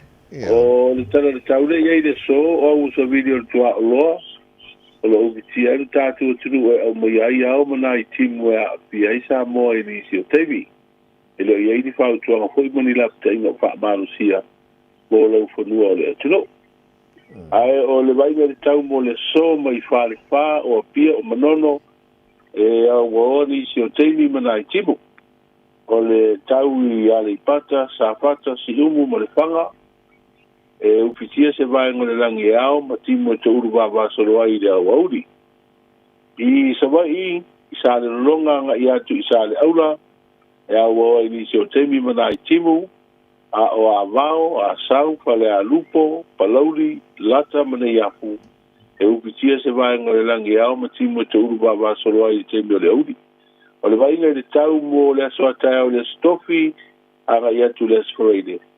Ele le winga le tau I Samoa. Ya, tala le tau Monias. Malo whaftai, nā tui whātara whāturu tāna pukalame ngalman mana, I nei pa angal tāntu pukalame le whātara whamai nā, a fuatia bōn, whamai le whaafonga mai Samoa, maruluia, mana ira tau I Samoa, ia alo whamai fo I siana whanau nei Glen Eden, lai manu ia mami Samoa, kai māngai fo ia. Ngalman mana tātu a matara nei tai a wamai atu e sa fo I whina ngalo le tūlango ia. Le ba sao foi le fa mo fa nga malanga va mo fa no ba fa mo tele sana fa ya tele ya pinga lo kui pa dia cha ele tino mai pa mi cha ele tu ngai ya anga ile ba desa ta penna le fa nga maro telu wa ya mo malanga ile ba polu mo sa ba ya kwa ya mai ba mai pinga lo te ele tu ngai la to sa I dinga ele sa ngai burba ya o ba foi lo fa pe o ba sa fer wa I vai tafe ya le ho o pale tu fa nga malo lo na rua ale fa tu le tu sa bo o tasi wa fa nga malo mo mua va nga fa ile na te pena ina ba ya lo tu fa nga malo na rua awa tu la tu fa tu nga ma insinia ele sa nga burba ya foi lo fa wala mai ba ale la sa si sa walta tu au na ko e minsta sa nga pa ma pena nga ba ni ba ya so to fa ya o fiti ba ai ola na fa mtela nga mai ma tele no sa so solo ata pena nga mo ba ai tu la nga sa ta pena ai ma i the process ma le na bia nga tu la fono le ala na o ma tu ata pena nga we tonu ia ase sino ko isa o ia o company ma Australia fe wa ia lu ba ma si la fo tu la nga ia le la sa fo nga nga I ba nga sa to fa forward ba au le mai ya peita yan o ese foi la talo taule o ia I wele o mai ba la la wo fa wa la una patino wa o mo tongi lusfu mon tupu milion o taule ba ya ona o mai rola ia ba le la tu fo ngal marole ne ya mai ona fa taule to fa ola tu pela sulu ia pe ave di si company va fa ngai ai mo mai tu pe to fa ola tu pe o fo ngal alfa mtalanga al minister sa ia ma telo nasa ele ba o ba fa wa sa tele ba tele tanga ta malangai tele puta va le poina ave ya o to ngana tau malo fa tai ola la si la wa atapti tilo wala ola fsile ta fa folele o yese need mo se si va ese mai va wa la fa tu tu ina va lo fio nei temi il va mon fano is there a need mo se si va ese mai va lo ye ya o te lo le ala wa ba ai ya te mi le fa ma fa le to no ba ai fa nga te mi ne o tu la no ia fio ino ta tu le ba mo ya te mi tu a mana bia si ba no le okay tu la to te le malanga a me sei mo me o ta va le fa ya ta va le mo ya o te lo fo mena na ma fu ai no fa to fu nga le te wa ia si pa nga malo ya mai si ba mo sa vai ma por ya le la o to mena fu ya si tatu mate tu pe o mai va ave te pa tau pe te lisia tu awa tau te fa ola tu pe te ule na wa fa tau ina ba o si tolo mai tau atu fo tatu talo no ngal nei tau la o fionga o fa pe o le ua sila fo I le ini swinga ile lai se nei no la o malo si a tonu we ni si va nga fo I a fo ua fa la wi lo mo swinga ya o te loa swinga ia na mai matu whira inga I le so fua ma le komsina o tanga runga leo per pui ma le te putai o no tūranga leo nei mta upu sa tūle mai ma fia I fuila o malos I tanwai nei I le sa fia I le mori au wala I la o malos le a fia no fua so I fua ma le o los tasi o tama o na o se pa wela po I na pa ngai la o malos ele na paui o mata upo a pira ma lo si ato fu atu tu le a mata no lito sa pero lo aren ta foi a fia ya fa ngai no a penga ni la umano si po pa ale la wo fa do mai ele sui komisiona o tanga rongo lo o le ua i ele la to whinga wha pouri te vai matu sa e pe me e la wharongo ki e mana ia e tau kontrole ho le umia tanga tau la umalos o le wa tera la umalos ia tau sanga e tau sanga i leo me se pe mita wha tau wai wa am whaila na mo pe mita wha tau ia ona vele la sen a wha mo ia mana ubia i le au pena o se la fumar papalang ia po se fa to anga po e leo ia tu ranga ya fia i mo me tua lo ta no a su bangala le we o le fa pe mai su kom si o la to fino fa ba le we o le la si la we le a fa pe e mai la au le sene alwa tu le se sina ko le si go sulu ma sina o mai po tu mau pere la fumar palangi mar fa to an a o yai ia fa wa wana umbia mala se ke fa pule se ai alwa tu le se sina le si sulu ma sina wale o to yai atina ia na fa le fu wanga e fa muta le se ia ai ave le de la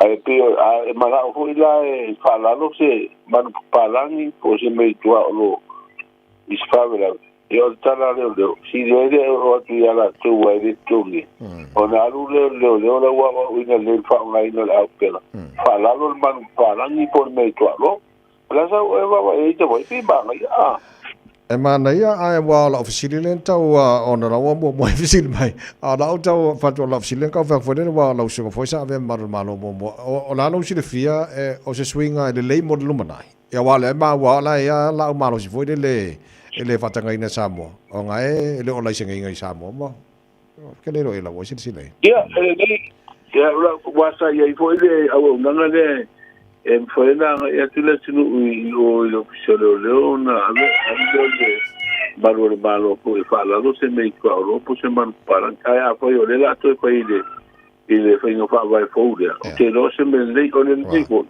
a wa to te le tanga te mana o il fana ono e vai ele fa to anga ma la man para au te lo fo pini atina vo le o fai ma tu langa e fa awala mai ele mana oe ia sana la malos a faida uma sulu masina se atu ola ia tina ia ola la te wana ia pere la malos a foi na le ono masina ele fa to anga te wale to e foi ala ufia o ke wa ia mana la o si mena bi pera ke o meio la malos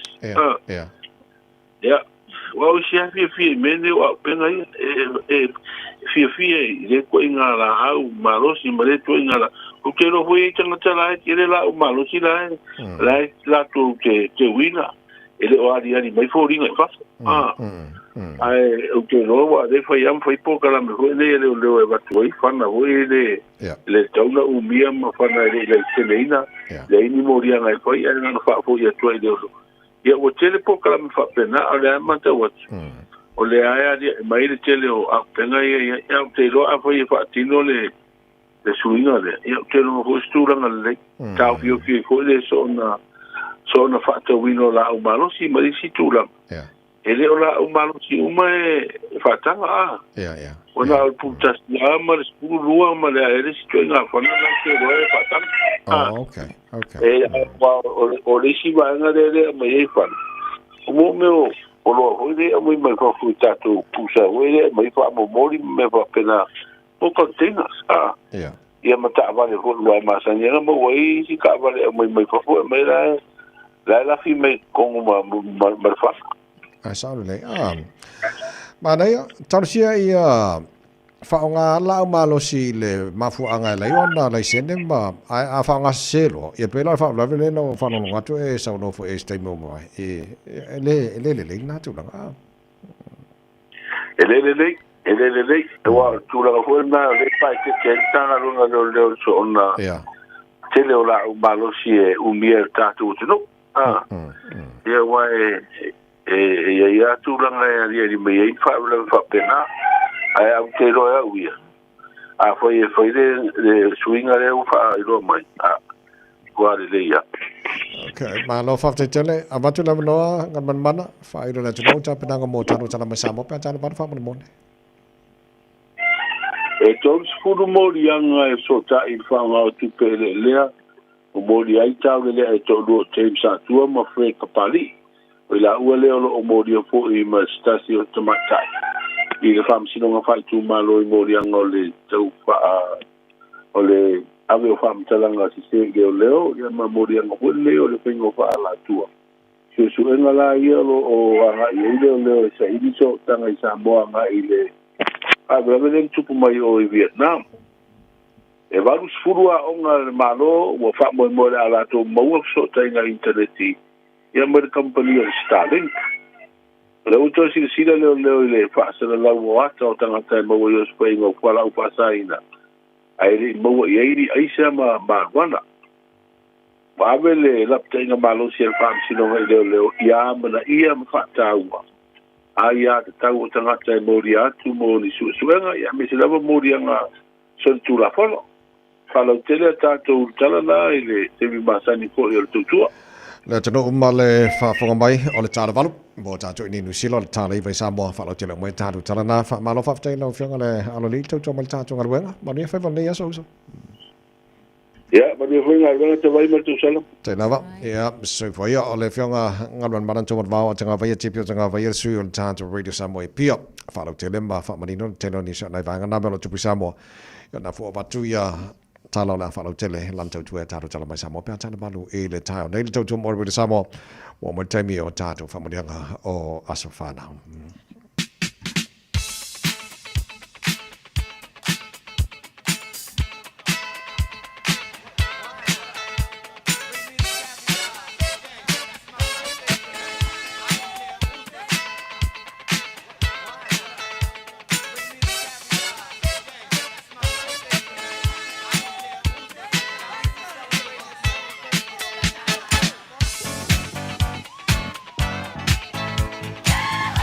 Poprengas whana ona so lulu nei loa sifut wha ia so o le nei masino uni. Ia, ke le whangi ngau matala mo oi o le kua ia o lau vidi au ke whaka o le whanga makana ke le whangi na inga nani. Ko le fiku fik.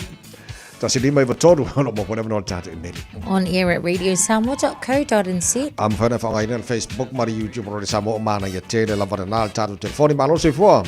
Ia, malo se fua lau sunga mo so kaungiri kai au paruru. Morning. Ia, va kailo mo lo ngot va mo ngia la spanga o siu o le total ya ka kailo linta mai ko le fao pa ko ngelo supi kausanga pa kaile ko wa ke bel supi ko kausanga ya pa wal me ya ko ala wa o no sky o makua pa lo mo le mo wel poko mo la kamai ta sky bakua ya wanga po ya ta le pailo mo ka punga ke siki ya mo ngelo wa o linta. Ya, pa mangya ngai bak buya yung makwa. Kau le papa ma maiko mo uso mo kwa ngai. Ya, va sinjero pa o papa manena mangkaya si ba ini mo ora fige pa pekerera ka vai mangir duato. Tai, boni fole nei tai au fo situa ma lor si fo. Taro falava tawai ia fastai lava mole va non nei tai au. Ia ni tai au ia mato te vi ia le alofa maleanga leo le tua ia o mawhai se mato tina pele ina ia vau ita le a o naulia mailo na fitus fulma leonu tausanga ile aso mama whaftai le atua o naulanga tausinga ia te oi tina ia whaftai fo ile atua o na ua mato maua se tina ia lofa whamaoni me tausi whamaoni ia te mato lan whanau ia e maisi o mato a inga mau mato whanau o mato whanau ia mama ia tului pele atua ni sia sostele mo oe tato te mafuta i pe lungo nefo ngai ele ia whaftai tama whaftai loa lofa ia te ia whaftai lava tama ia mama ia whapenao na whamanuia le atua ia te oe ia whapenao na maua pe oe ni sia sostele tato te mafuta i pea ia olo whaanga nā mai lau whanau ia wa amtia ina mal whanau Paulo msitua malfanau Savelio malfanau yoelu fa pea tavita Maria malfanau ia fa taitele lava tavai mo le vanoa ia fa manuia lava le tua ngaluenga mfofuanga fai ne yaso Tainava situa loto manor sifua. Sifua manuia tavai. Natasha le nei tai au pa tai mo lo wa vanoa. Ia le nei tai au o le watoa iai le Kasi tau sanga o sia o kwento talo na tonu le tamai taile ia dream TJ tala tau konfesi o fanga malalu malava ia po o manukau ia wa uma ona fasta ia le anga leo le atua wa uma foi ona sula lo na anga le impati patia la na pui puinga malana leo leonga ia te oe le afini e uia ina mawai mai lo tino ia vi ia le atua le wa e au dia lo wa tau sanga ia lo matu talo ia sanga anga le leile atua ia maua pea le malosi le tino o oe tuk wae na ia maua le malosi awale tato tanga manu ia le tau ta faonga mau matua o lo anga ia tu Christchurch ia pui le atua ia wala o malava o lo tau wia ia toi tai mai fo i lo tau wola malo tau malosi se aso momua ato toi feiloa iai a le vi ingai o le atua o mona si itia li nei au I mea lelei umana te whaia mo i tātou. Whaastai te le lava tawai. Mo lo ua manoa ia manuia li nei tai au. Man nei aso. So i fua ia. Taina waloto, moria fo ile nei tai au. Fau, ia, e fōringa mai o whamanea. Pēs whamanea ngana pito, alman mana. Le o ye si whamanea ngana tamne. Okay, lelei, ele fo si whamanea ngana runga i meli. Ia, tāna whamanea ngana nei tai au. O le pese fa maria tele pulenga mana fanga renga radio Samoa mana tala po krame manual tayo. Mona tunu fa mna tuna jos fa no ni so. Ani etelo to us so fu and happy birthday. Just for balu.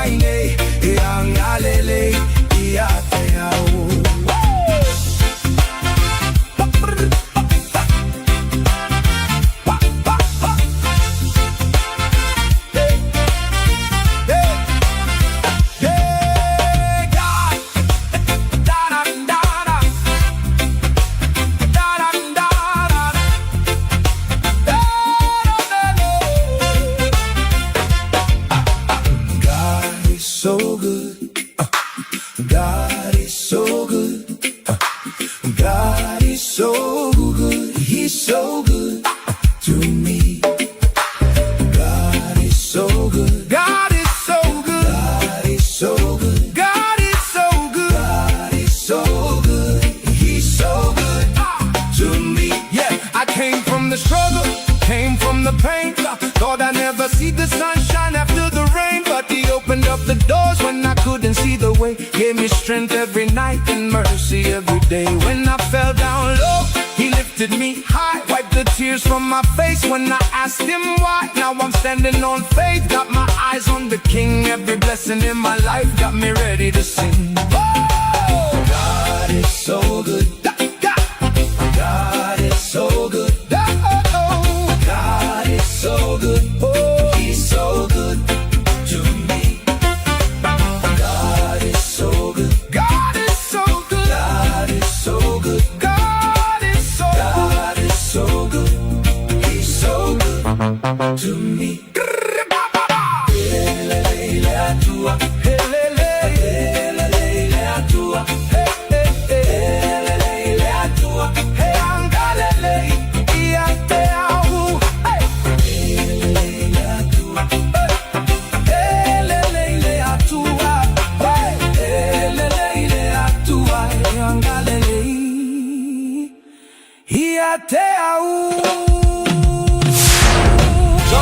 Eva Malipese, Malol Fafonga Samoa, Malo Foileva ile musika. Radio Samoa #1 New Zealand Akoa. Simpson.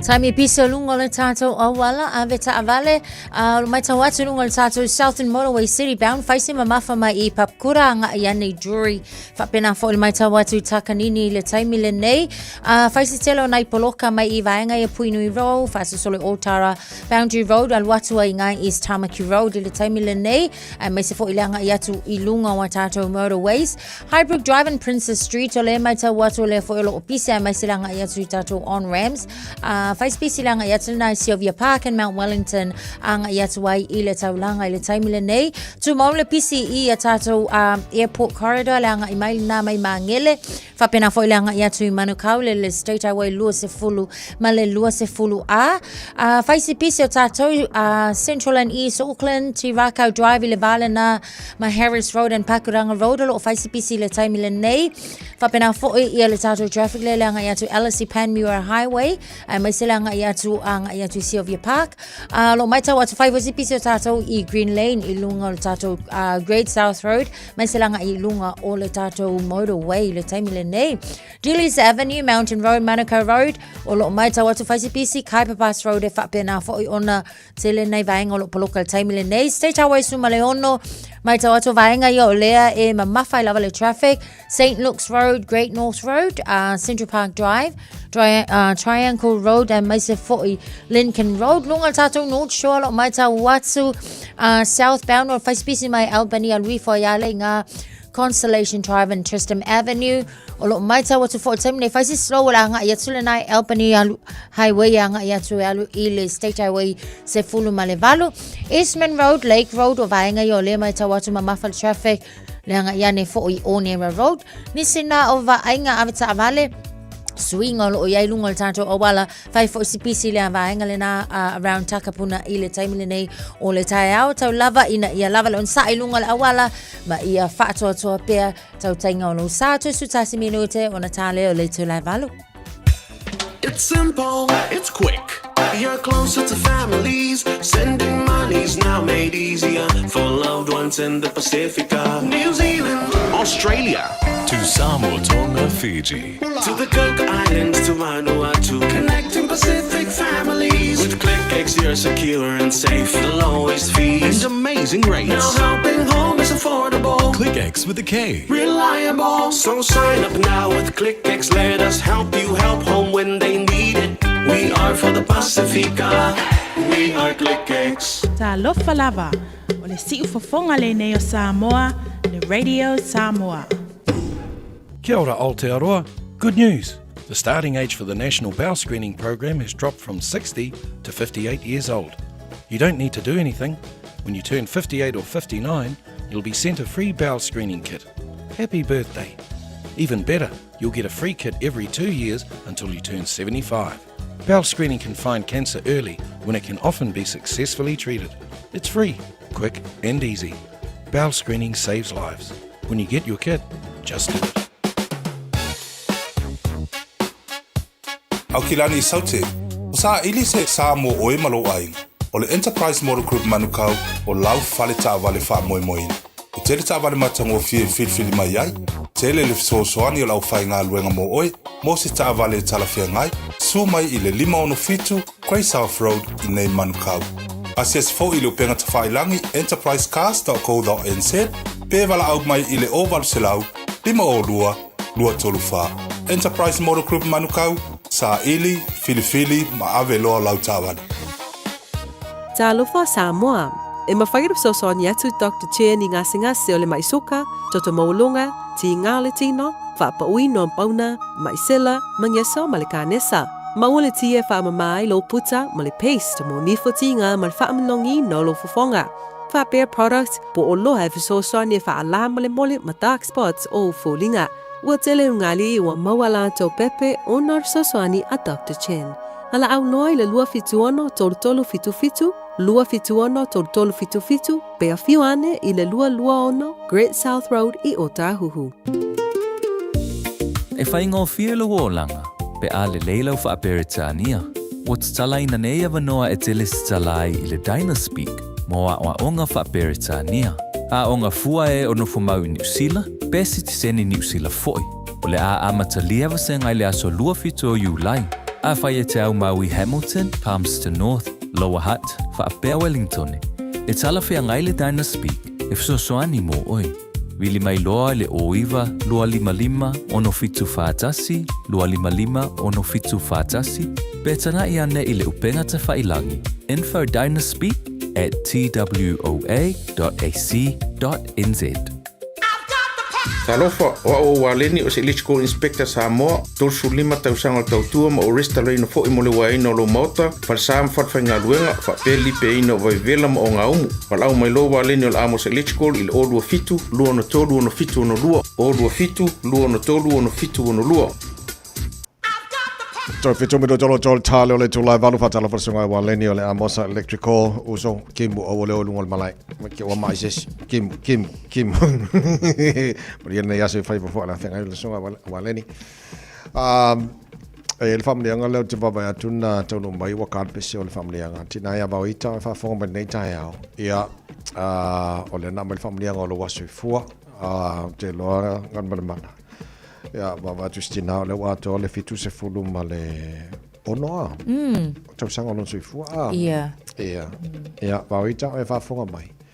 Ja, familia tu tara programa lo waso fu ne yaso. Ja, viere lo foli tu ni tau sanga telo fa po moi. Ja, o familia ngana moli mai na yo walo fa pena for grandchildren and great grandchildren.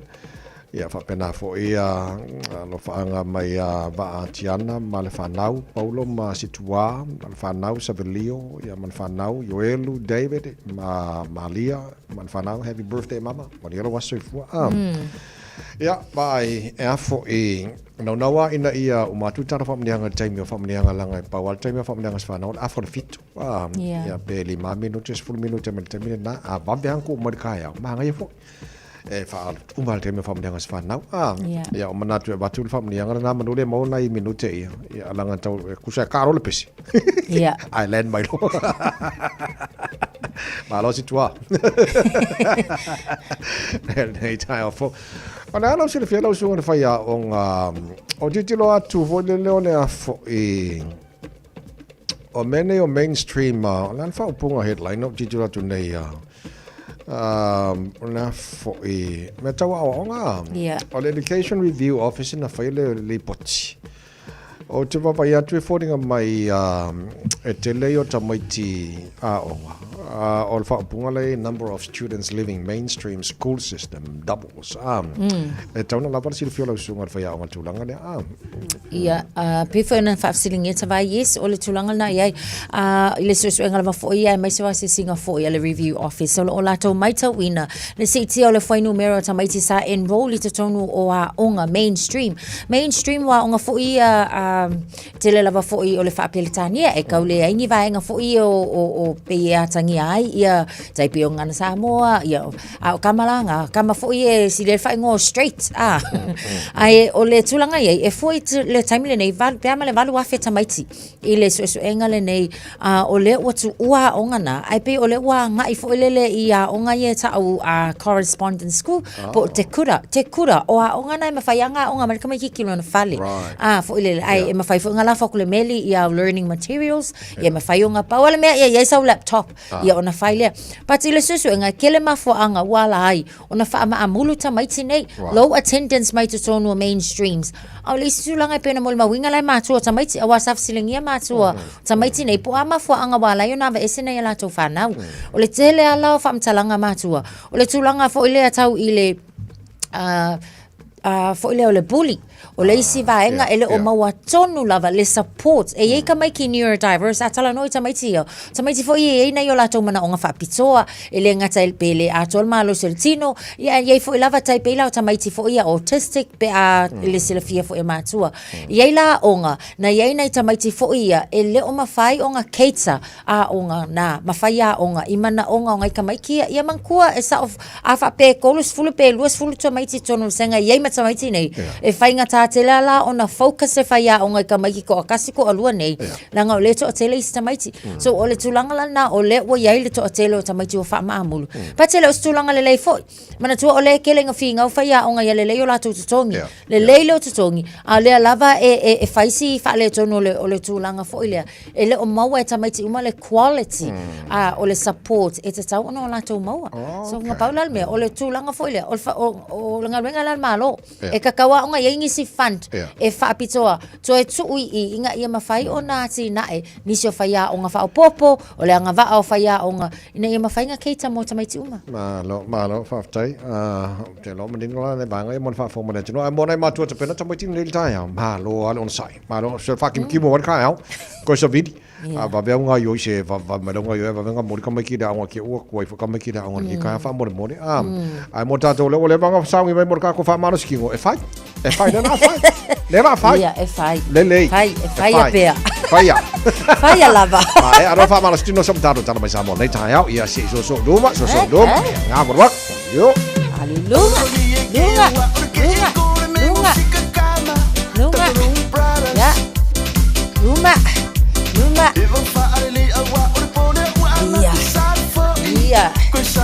iya o fa kasi luma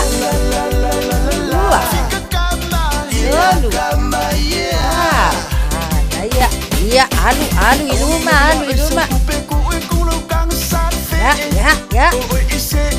ya lunga alu ngai lunga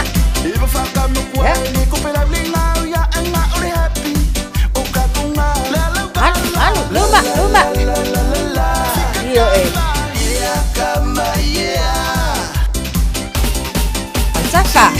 Algafa at yo ebe koso ko le lang algafa ya luma tua at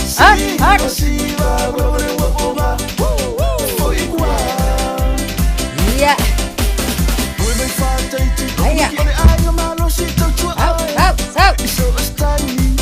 koso mayang ay lunga yo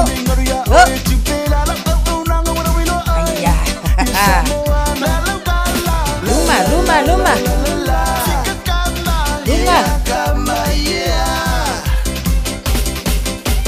kasi dua golu ha anu luma tahu ayah ngabale ya awawai luma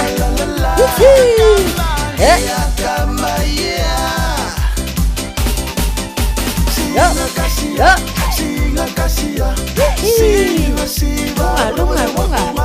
Iyo Salah yay shoulder plates. Aya. Luma.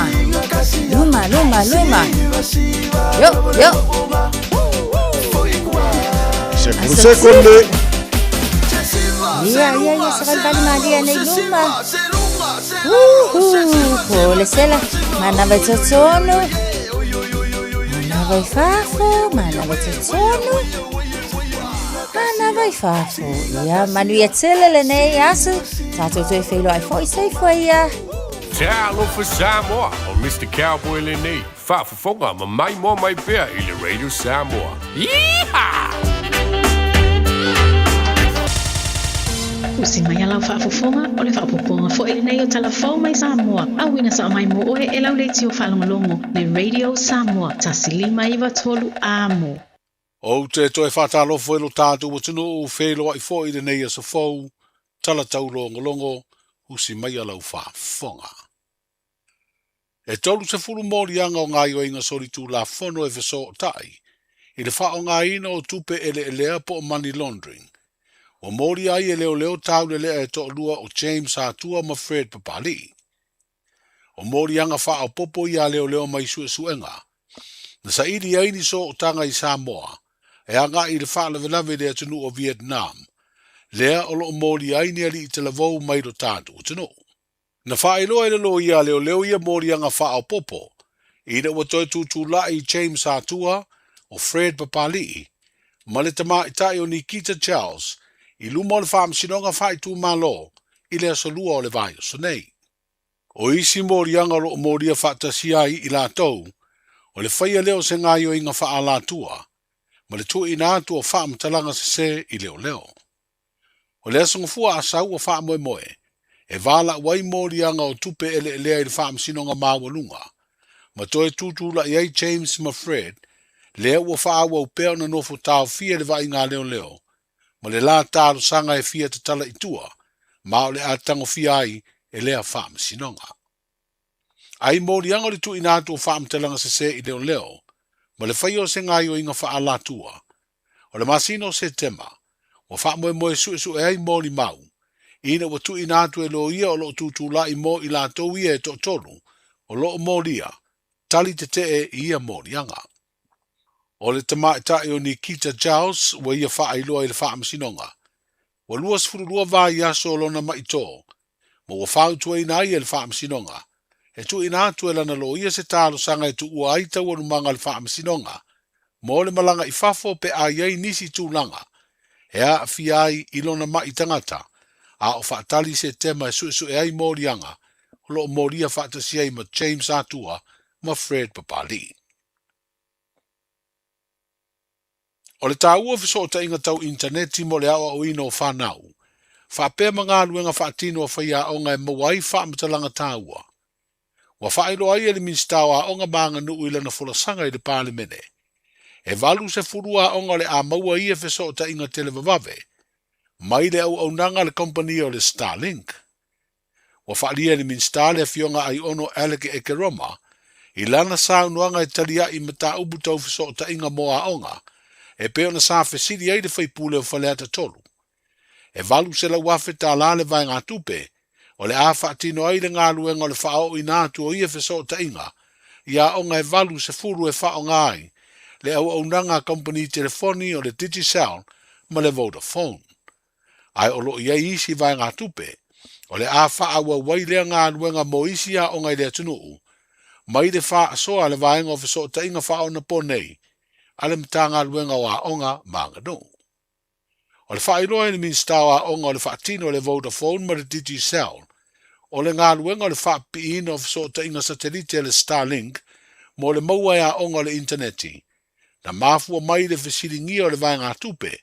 E lata le miliona tala. O te tongi ai le mtanga luenga wa onga manga no upili tu ua. Ale kompani o le Blue Wave Wireless. Na whaia le ngā luenga o le whaao i nātu o ia wheso ta inga ia onga i lea tunu.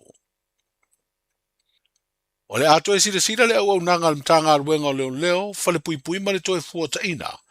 I ata o tangata o lātu whaasa le lau pe a mai ani o so whainga. E mau ai fua la au whaasaina pe o le aisa ma le maruana. Wa au mai lea fina ngalo le sui komisina o leo, whale pui ma le toe fua ta ina. Ina ua fesiringia e tusitala le solua i ata o se tamama so na atali. Sa wha ailoa maisi tangata i lunga le upenga ta wha ilangi le mtanga luenga. Ai le aini fuala au wha saina. Na maua i le whale o lea tamama lo na atali. Lea sa nga i ai le sa ilinga o na koti. O na o se la au malosi e le ilaise ne ina mani utu tau na mawai. Ia o ke lope o le aunga le ko e lungo aka o la ko mai a sa taki los whainga. Sa whaini sa vili, ia lava mau e whaasanga ia i la ko. Alua ku los whainga, e le mongi vaenga whanau whasainga, e mau i whanga, mau i puru whanga. O le alasa mau i ngisi vaenga o sori ngā kula whunga e se whanau whasainga. O le asai ko kongu ronga i ngoi kongu le reita mako, sai ko kongu fo le Warren. E la kula los whainga, ia ele i mau i se vaenga o le aisa po le maluang. Ala anga mau i ngisi vaenga sori kula whunga. Le alanga ku e pe mako i runga. Ia e au ngā fo i le ka kumanga ku ia mako, se ko ilo ilo. Ko e kikilo iai. E po se me kaunga, aranga kaunga ka kaua. Mau ki ngoa mo li e me ia ke minga la kolos whainga maua. Ai pe o le menga le whai mako. O ko li manga los whainga maua uma. Ia. Ku uma kai un kusapele i mo ko ia ia se maluanga po se isa mo le fanga. Fanga se kula fongo. O mea uma ia associate i mea o sol kula fongo i whai kakange. Le ranga maku ai runga. E ar ku ngai runga e ka runga ku mai runga la makanga. Ke le yo information mo leo leo. A ole kasi ale poinga maku ai runga. Mo se vaenga o mako susuenga. Investigation tools. Enga ia come forward e ko kele. E so soangi al merenga ngo leo leo. Karu alanga makan ku lunga ya ka ia. O le kelos fa inga e fai. O le i poki mai malu le kumu. O le finangalo o le sui komisina, le afionga ya le a taua Samuel Uafa Masanga, i le feilo inga matusitala le solua. Na ia whailo ai fo i ma le toa lua sifuru whao tangata ua mōlia, i soli tu la fono le umio aisa mamaruana po o whala au whaasaina, ma i oso whainga sa whaatino, talu mai le aso se furu ono le masina umawaya tunei o me. O le lua sifuru wha lea e au fi ai ali e to sifuru iwa, ma tama i tai e to lima. E le ngata na maua aisa mamaruana, ai na maua ai fo i ia oso whainga ma mea whaitino, e feso tai le wha o ngā o whala au whaasaina. Wa wha ilo ai e le sui komisina, e le to e solo muri le lato ngā ruenga. Mo i eile vaenga o whenga i nei ma le mata i tuina o ngā yo inga e feso tai whala au whaasaina, e au fiei nisi o mta ngā ruenga le malo.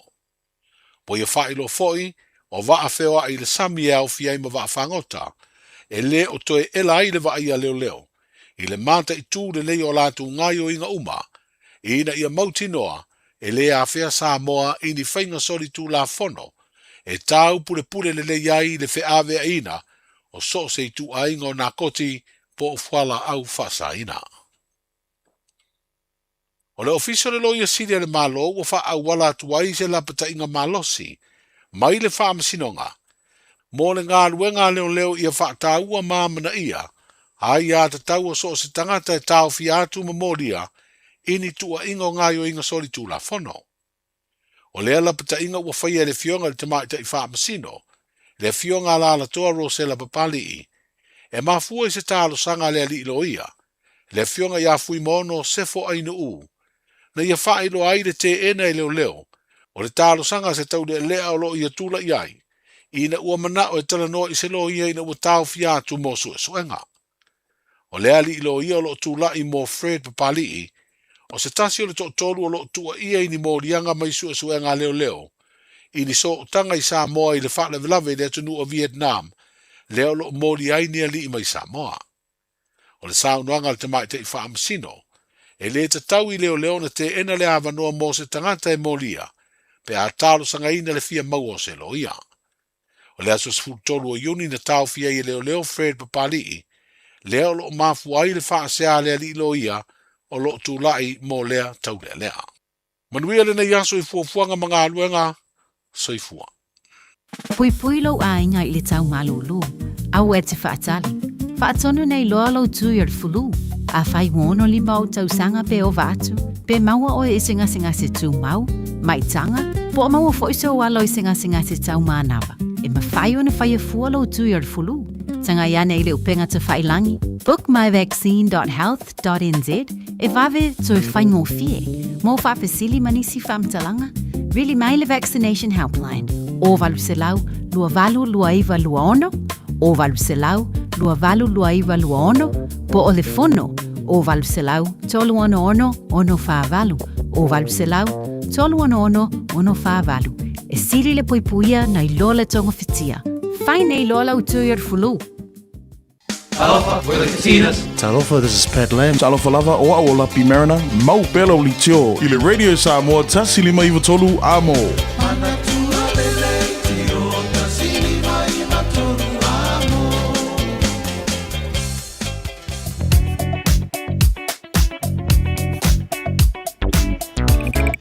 Talo wha ta vale nei te mele tai au ma lola valona sa i ua whaisi wha le tonu teno le tau mo tātou se vai le loki ane valua vai le pong sa ma wha whamkwa i le oa kwa ma se mei wha nei te mele tai au.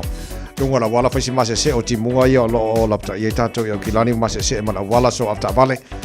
O ma se se la wala tau na wha utau tala le tātou. Wha pena fo i Marsavili. Nei te mele tai au ma se fo le taime mo le ne whanau na ongara nei fo i tai au fau. So lunga la wala whaisi poloka teno lunga a wala umalawa. Yo te loa ona mafua mai i le tulanga o i le tau nei tai au. Lungo highways, kua poloka lungo highways nei tai mana tai au. E malanga mai se sifo, mo vai atu le highways furuvalu mai Green Heights. Ai le o mai whenua pai, whasol mai Hobsonville, poloka i nei vanga tai au. Southbound, link maris furuvalu furuono was Gate Ola. Poloka whasol atoa, e le ona spavlave. Ona slow o le traffic. Ya mafua le tulanga i le tau so mai lava West Gate se pa ia Western Springs mo tato malanga mai sifo city bound is fulono a fa sars fulono taulanga o kilani a fe mai le tano fa sporo kana titi lava le tano point se velia a fe lolo le pasi mai o Mayoro PC Poloka Dominion Road on ramp anga Hillsborough Florida le mai on hanga a fe mana le los furu a Poloka fa wa mai le los furu Poloka nei te mana tai out southbound.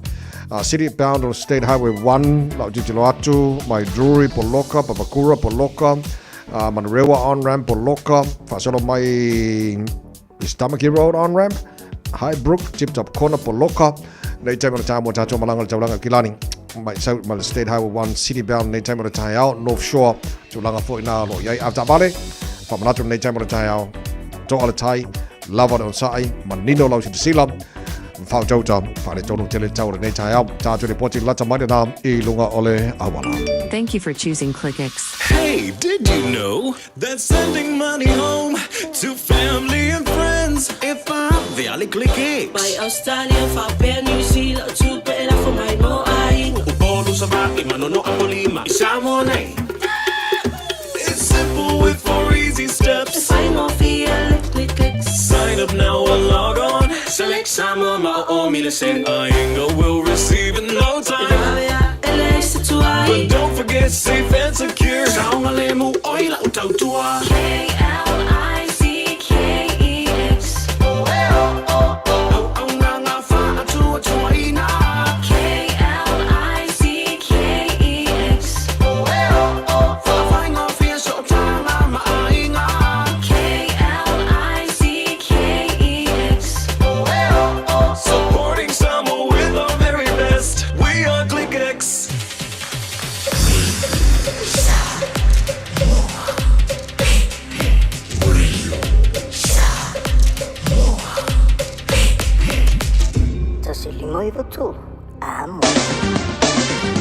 Whafteira te rola mai momala whawhonga nei te mora tai. Ora vai ngana tomare nei le tala o le tau wawai atu Samoa. Lua se fulu ma le lua i aile ma lua le airport ma whanawhana. Ua te ara iwa i Samoa nei vai ngana tai au. E tu mau ona i ai winga langi leo le tau. E awa ofo inisio taimi e fwoi vai ngā Samoa. E pa ua timu a tele ina langi le tau Samoa. Ma na fwoi maru o le ea lua se fulu ma le valu. Maurunga na le ma whanawhana le ea Samoa po le bevela. A lua se fulu mare tolu I lona mawalalo. Ya, o le ena maua nei. To te leo pa angal tala programe lo whaafonga mai nei tai au. Le ngata le maafutanga I lunga penga te whailangi Facebook mari YouTube o le Samoa. Le whapena fwere maro le tinola o tara mafuta I lunga o le tautua le FM 106.1 I Samoa. Maro la pasai fumanuia. Le fwoi taimi o le tai au. Tato kolosi atu lesi tua vasa Tasmania Australia. Good day mate. Maro se fumanuia. Maro le tinola o lo alampapa au. I so se vaenga au se talia nei taimi o le tai hau. Tātua matamari lau mua I Canberra, o ka se marulu sole kasi lo i le marulu le vanga le tai wingo le tau le soi pua o le tai hao e langi le leini so time is full lima ka o kai maulunga le marulu -2 lona maulalo o Canberra e le so fatalo fa malo le tino i Melbourne marulu for ka mo ko ri i valo il marulu le time no le tai hao asoro na awa pa una i wanga mamani so time langi le leifo ini so time is full ono o maulunga na marulu fa mo wina mo Melbourne e le so lulu o tātou o lia fatalo fa malo le tino i sini Australia malo se fo manuia marulu fo tai hao valu o le marulu le vanga o le tai hao o le fa solo ina langi le leile tau se fa solo atu le fiafi e po una i wanga mai ni sio bai ngo sini se furuiva mai mai le marulu le mo sini Australia e ne fo yaso fa talo fa malo le tino Brisbane Australia ma lo la verso fo mo le tai hao ka marulu fo o ko wa sultasi le marulu le vanga o le tai hao le sulu mata ngo fiela la mo tau mana i ramba ma fa na lus fulua i lona maulunga ma fa na Brisbane le so toi fatalo fa toi pa angal taro klame so se vai ngo Brisbane le foi tai fo Perth Australia va yatu marulu fo iva o le marulu le vanga o tai na su mata ngo file la su tasi marunga ma fa na tele na va en Australia ya la ni se vai ngo Australia le fa na ma wa fa mo lo mo mai tau mo tau i le so fo ta to dio se vai talo tau no fa fa salanga radio Samoa tamaki ma kauro o kilani oka che va yeso sfulfa o le marulu kwa pongi sa ma fa fosori le ai mo singa mala malama ka sia le lo ki le o yo o ka fe o lo tu ore ia lapta inga mo timunga mafa mo tato o kirani fa mo moling se pa ile ono le fia na nei ai sisi swinga le fai lava o lo ile tu tu al samo fa ilo mo lo se fia mo time le nei mai le ono va vea ona le la se pa ile ono le fia na nei time na lo tu mau ona heavy rain watch po lapta inga mo timunga mafa ya mo tato i au kilani se futfalo ile marulu le vanga o tai o tu mo pa o timu ma mafa timunga e ni so time for my town mo watu mo mafa na timunga e le fiafiana nei o se vide fa solo nangi malosi mai e le tulangi matu fa solo nangi mai sai ya ma matu sai ni so time ole au oli so to mars for fitu morunga maru o kilani le e nei fo yaso tai au pe au dio ora fa solo po timu tele vai ngo au kilani se furono morunga maru le so tai au vai ngo yon tu las for rele au olang le lei po timu ni so vai ngo au kilani fa si maru las for rele for fa fa solo lang le lele sto na yo sa so fu so luar na yaso o luma na yato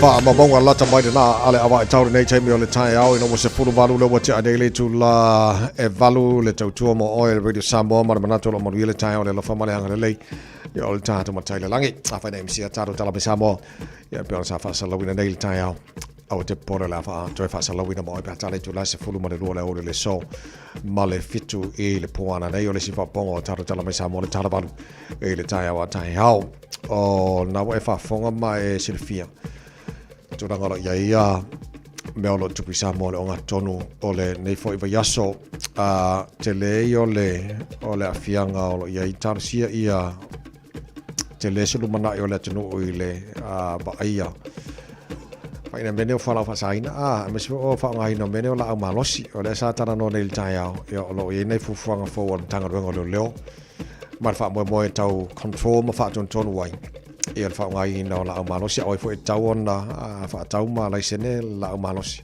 e fuanga il fa ngai na fo ile al memonia te le ora fa ina ia mala fianga fo yo tupulanga le ngata o tupulanga fa la fa saina fa pena fo ia la malosi o titiro fo la tupulanga ia Australia sini Australia kele mo fa saina mo wale le ia mo fo ia o ala fo Samoa la afia mai fo le tupulanga na tulangi por nai tu le fasa tasmeni so wo to si le fia le mo to si le silama va ia tu tele la faina na yalo Samoa ia va ia ai ia ole na wa te lo le tupe mai si me uma ia ai manga ia ma wale nga luenga su er kupe con el fale ma fata wele me ai nga yo te lo me si le nan ta u mo tato ina ne na le fia ma milion a kupe ia ai final so fu ma le silu mana il lei mole ai so ne va ngala lo tu pune le ngate Samoa lato ia fa pena fo ia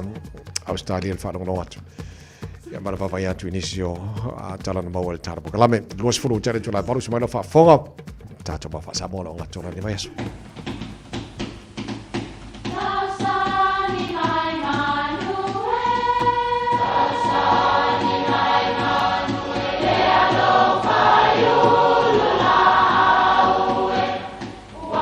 E o whanga manu i ululu o la au, awa e whawhanga i funga o la au. A o le tangata, e whawhanga i upu matala. O le mawhileo o alanga upu mamuanga ngana Samoa maona whaapongai, e a fua i lona si o mianga. O lona lea sao i le whaatufunganga o le iloa whaale aso, mai le tautua se ia o ina pule. O alanga upu mamuanga ngana, ua lantou mamanuina le tō whamanino a Samoa, mana tua fo'i, e tā o fitau muli le atunu. Ua malia le papa i tau. O le papa i tau e whaapea na whai ei tau waanga ma na whaamalie ina i lantou na mai moa.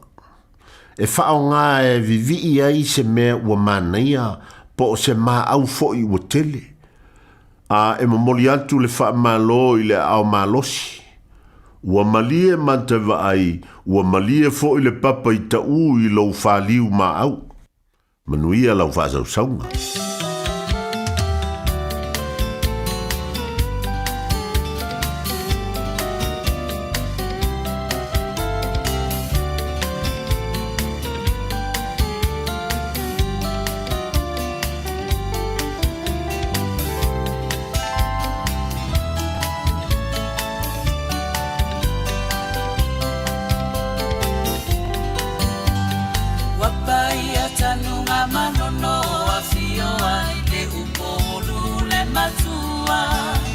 Afio ai o silinga tu sa tupu o la fao mui fa apea ainga.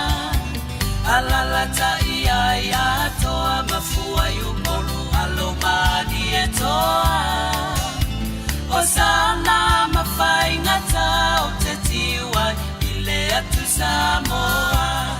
Alo sina masale valasi tula itato sapa itali. Watailingi ataua imatangi angi malua eleo selai.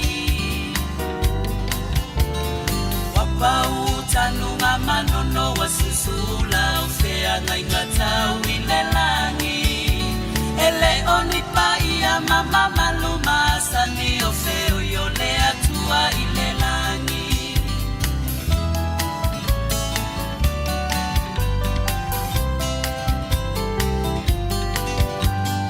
Ele la lele yo sanga ngao mafola ile au vai maunga. Olo osusu pe a ilo ifofo ngole tamaita natili yola. Le sulufa inga senga se olela ua fo i oa onga. Ele ti se fa pupula ima otale faleta talomo mana onga.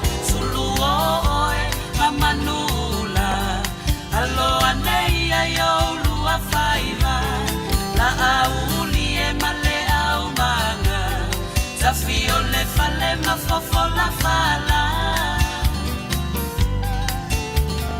ato etu ife alo faibe asiline polo polonga o manu afa ai fo mai langi faya lau taulana.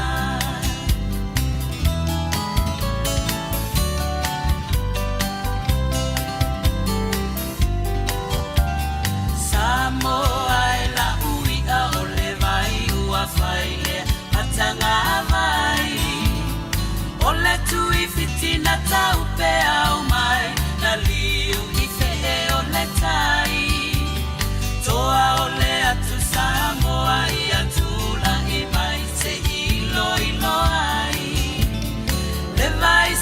nona soso ase itaunu ile tua sivino foai ei asase e mai le alititai le tapua fanua le ai tufe ai uale ngatala na pule ile tai e lau ele foi wasasao ai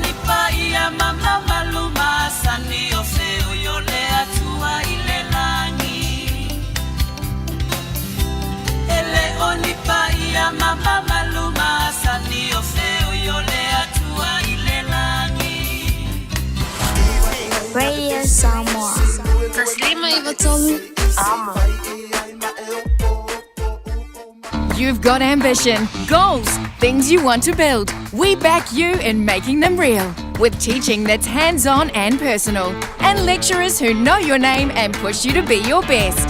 With support that understands your journey and backs your next step. A campus where your culture matters and where we stand with you.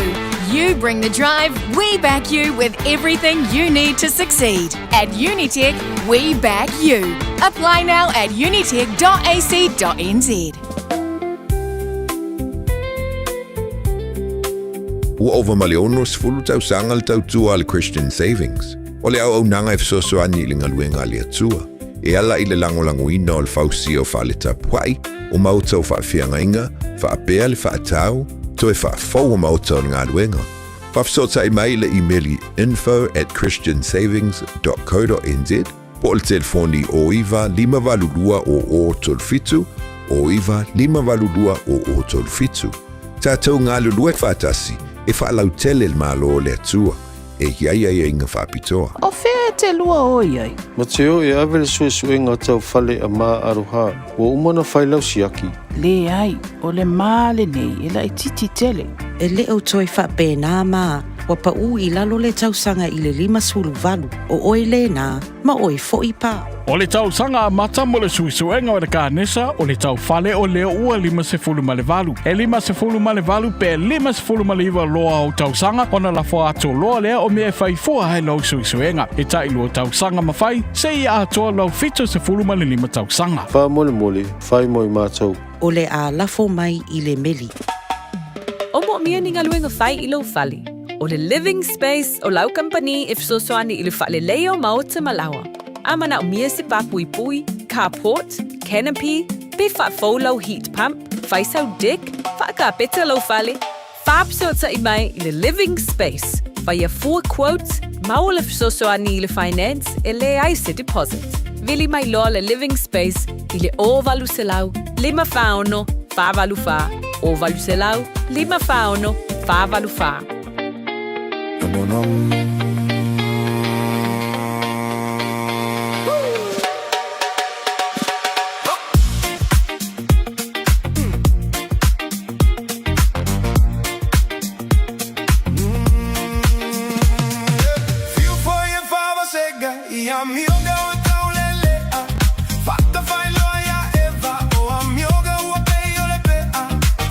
Pasito a fale, bella, tu pose fa alla velave. Sole ole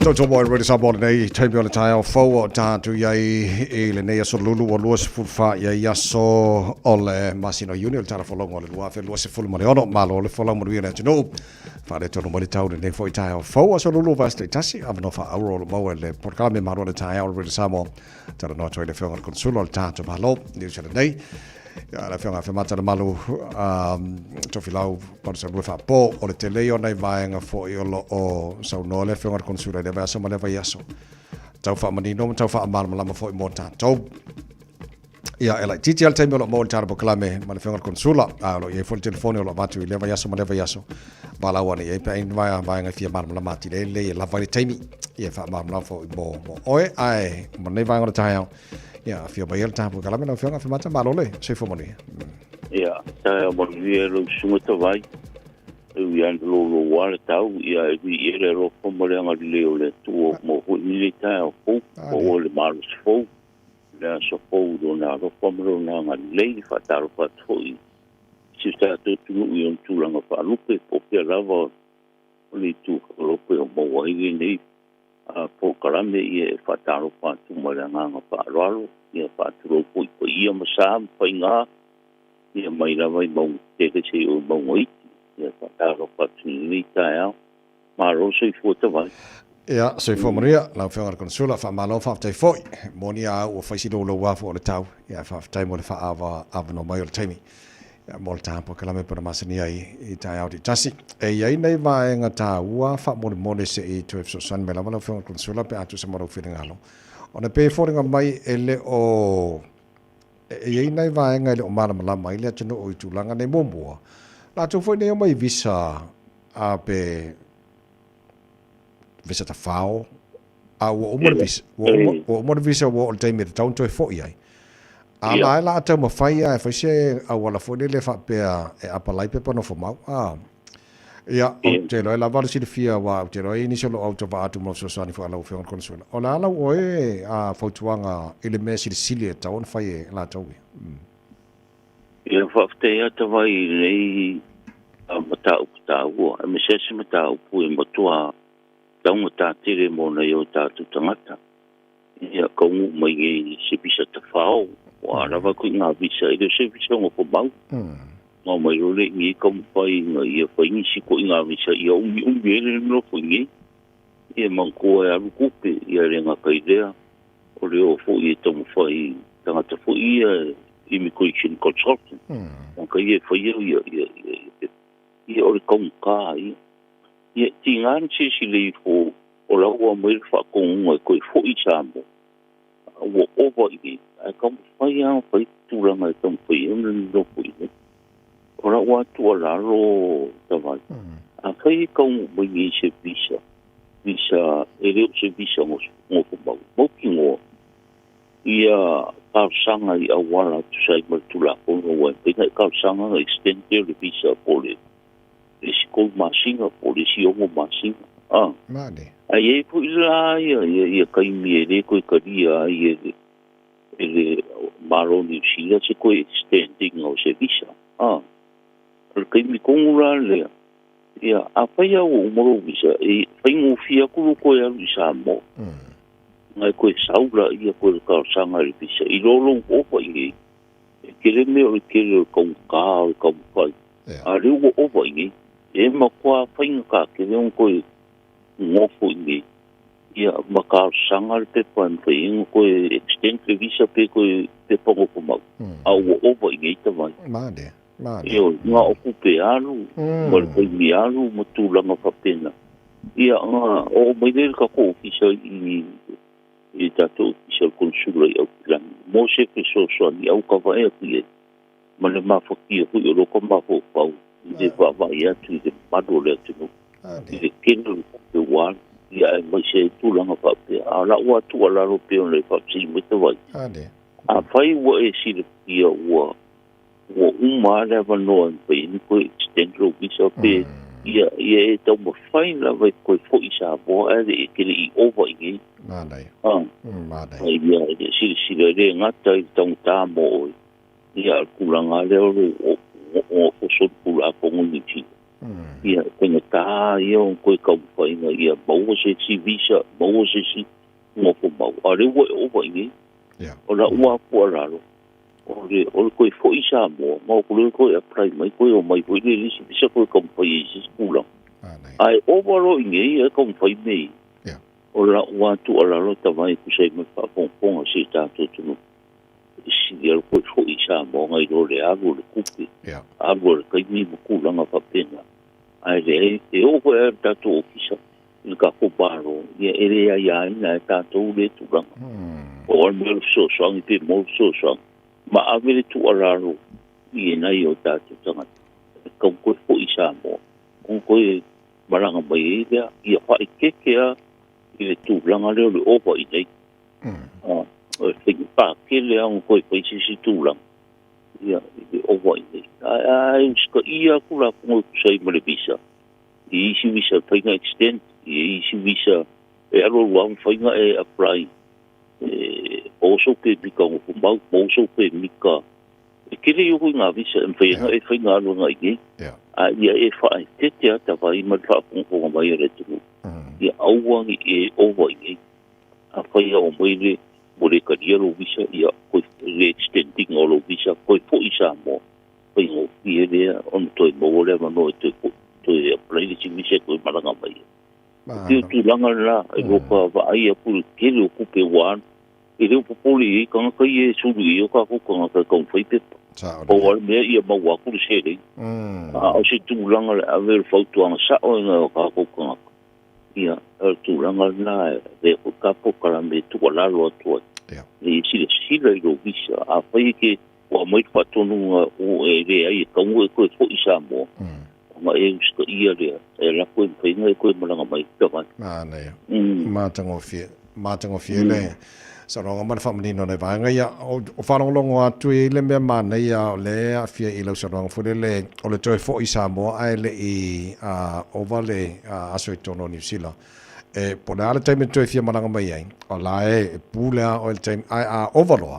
E lo winga wale lope a 5 tausanga e le iei kari. Ia, o tūranga na.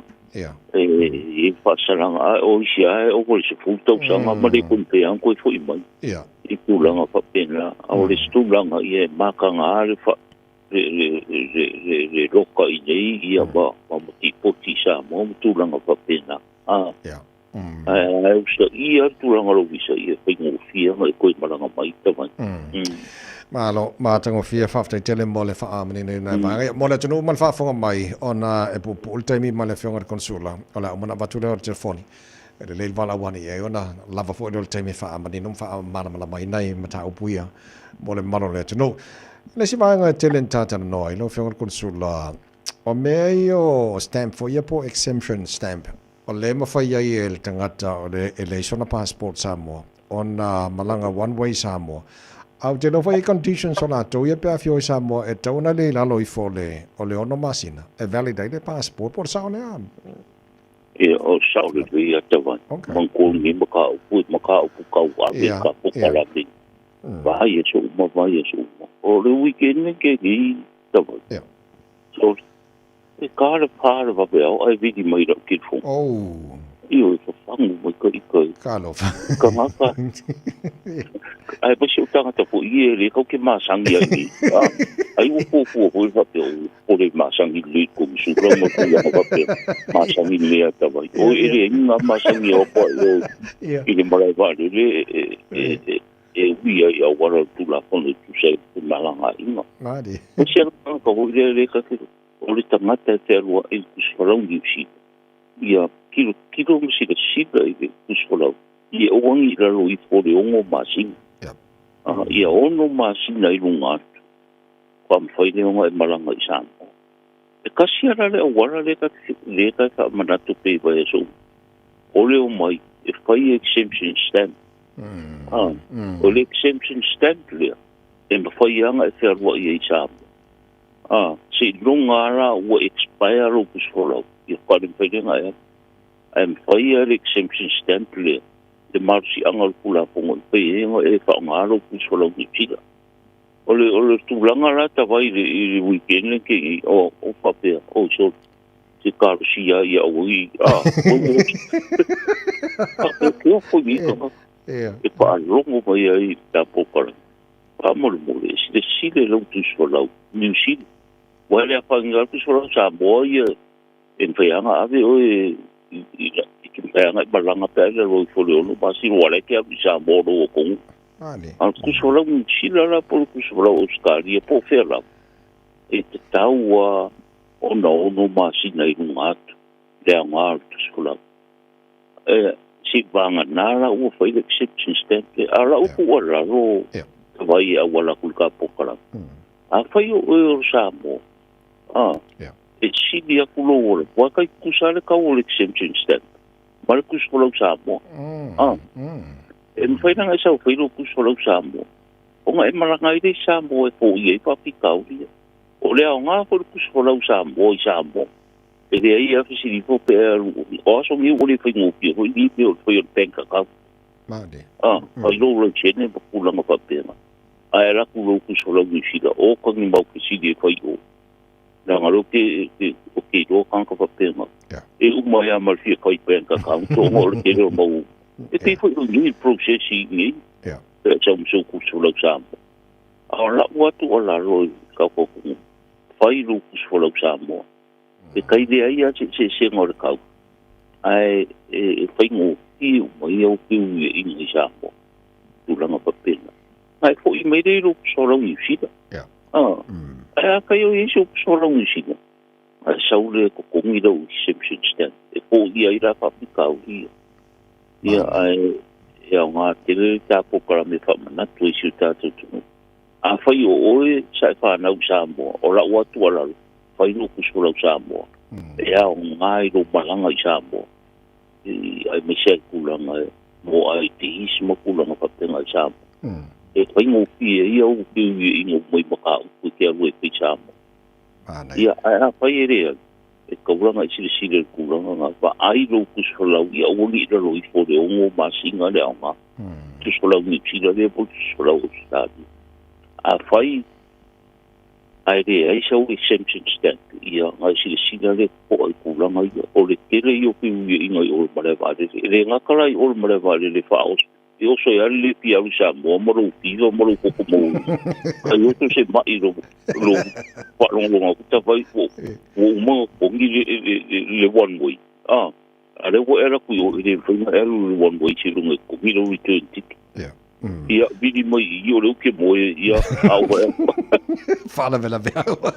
Le maru nuorka. Ia, tu wangana ta vai e fō ia le whapikau ni te sila lero ke pamaranga e masia taimi o wharewe paposi I konga maranga I Samoa tawa. Malo whawhtai. Manua le tacha I rwainga leo exemption stamp whabul mo lea lau whengar konsula. E nai wōna o I Samoa I lato passport New Zealand. A whamenga waku stamp I Samoa lato exemption stamp whodele. E ngā pūraro la kōr kai meo mai. Anam whana whaitūlanga na am. Ia, o le exemption stamp pa le whaingi tawa. Okay. O le ngā kui le whai Samoa. Ora le se senga. O nongo unu. Ngā maranga ko ai ngai kanga kai rako return ticket. Yes. Ngā aku o le. Ia o le Samoa whai ei. Mai e taungo fia whai Samoa. Okay. Ia a whai ele o mai le whairo exemption stamp ingi. Ia, whai ngai ui Samoa e whai ei. Wa tau Samoa e se la uang suta la Samoa.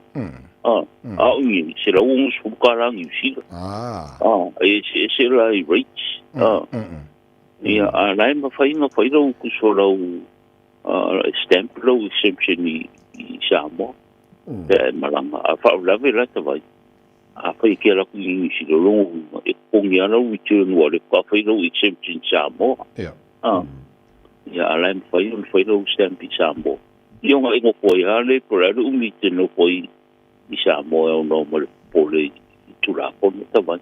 Malo whawhtai. Le tunu ma le whawhonga mai, o le ala umana watula telefoni le whengan konsula wala ui fo iai, lava leil te mi tantan non wha amanina nei vāngai. E ni sina whasili tātara no vasorante tu nei tutongi o tātou whare Samoa le mo le whaongai nei functions na tunu. Whasili na mai pen whai ana deposit le tupe fo le tongi, mo le whaongai no le Yo fa ele le al fa fonga e sa o ar ka sa al fisidi. Mai le fior kon sula fa. Man kota vai. Sa ngil kanga ka mga orkilisimas vai ka ngulu te se mai. Ya, pero ti posi. Ngai kong ya kwale se o ya. Ya. Ka ni fa ngai. O tali le lo fa fisita vai em pai kong. Ya. Ia ka wal ka. E ko wa fe le tau o le fa. Da fa being function tru ngai a lo le so ato mo le po ia male pond la di mo se la le pond la e ko fa po ia pe a foi o le lei ma to me a fa ina po ko ni lo ia te se ma pe anga con ia mo si se la ka la si mo se la ka la la ku tonto yo i fa ka ni fa mai fa sa mo mo ko mana ya no winga lo fa si io en poi no ti posso mo con ia si o te al me ka wa ta va ya nga tele fa mana e fa pe o mo fa pukin si mo kula no fa pena a fa ele o ye ku pe ko ia ke ni ia ka si le wa le pe o sa no o le tong si o le so le ka wa io mo ko o le se fa ye o mo no tong ia o te ro vanga ta warna ia tong ai o atu la se fa ngai wo ma ko ia o pa ko fu sa mo ia o kwa ma ka ngo ma ku la fa pena e tu dai ka alo fa te la fa ko solo ma tango fiena vanga ia ai ele leile atu no le mai mo ma fa mai tolu tasi o tasi lua ia mo tātou nai au kilani se mangana au e wala mai whawhatu au kilani po Karestete Wellington mai si vaenga whaongarelo code number o iwa tolu o tolu tasi o tasi lua ia tate le whatu whare nei tae au ia ele le ia le whamanatu pea alo whange kako olo mai sa mo se whakaue ke le whai kuper kako ngua Io e tawai kai pu a kako kara me kua hoi pea le tuolaro si tātou tunu whafkai la vai lango poi kua whae le leang tulanga pa pena pe wa le mo ka ko kontina karo ho ia o kele ale talo isi fa do lo fo ima ma tatu meto vima ka ko lo sa mo tulanga pa pena ia talo te pe si tatu tu a be ro pa mo se sa o fa o ko le mo karo me ta ma ia ko isi foi moi Poi mi ngira ori le karo e bai su ore ko ite karo su ko mi ta vai mo kwa papo pare le i dalo pe papo ku ka ko lango i ta to ku pa le nga mai chambo la fa con sola fa mata fa te telemone ta proclamene ne fo ta au ya maria fa vole ne fo ia solo ta to fa le va so paudi After did tamai mungia mo pa o mo ka ko chamar ka ko mano in tato pokra me le va so mo le va so ia mungia ko i foi va tu te pe na e ma go ai a wa long pu i se tato tu ka ko firo i ko i va so ia mungia mo pa so i ko Tanrao mar whangara konsolo al tātou malo i Niusana nei a whamanta le malu tau whilau konsolo e whapo. E no tau walu mino tolo tālo le tula e iwa le tau tua mōre wale Samoan lai mātua tātou una mori tamai tila o ngara tai au ki muke le sema sapiri kako a malo pasena mo mani 5 stars.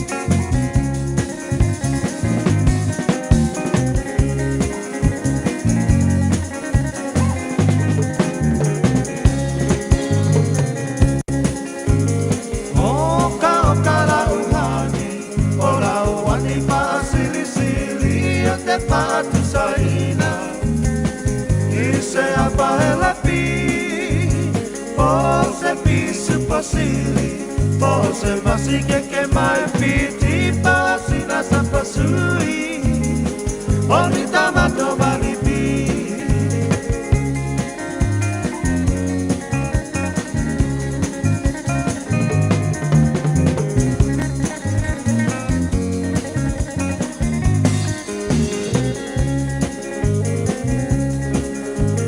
Apa lava uatonu Uatonu lau pinangalo Tapahai poipo Avane ile malo Ele anga ole tatua Etele ayole ti ako Lope basa lepe Ole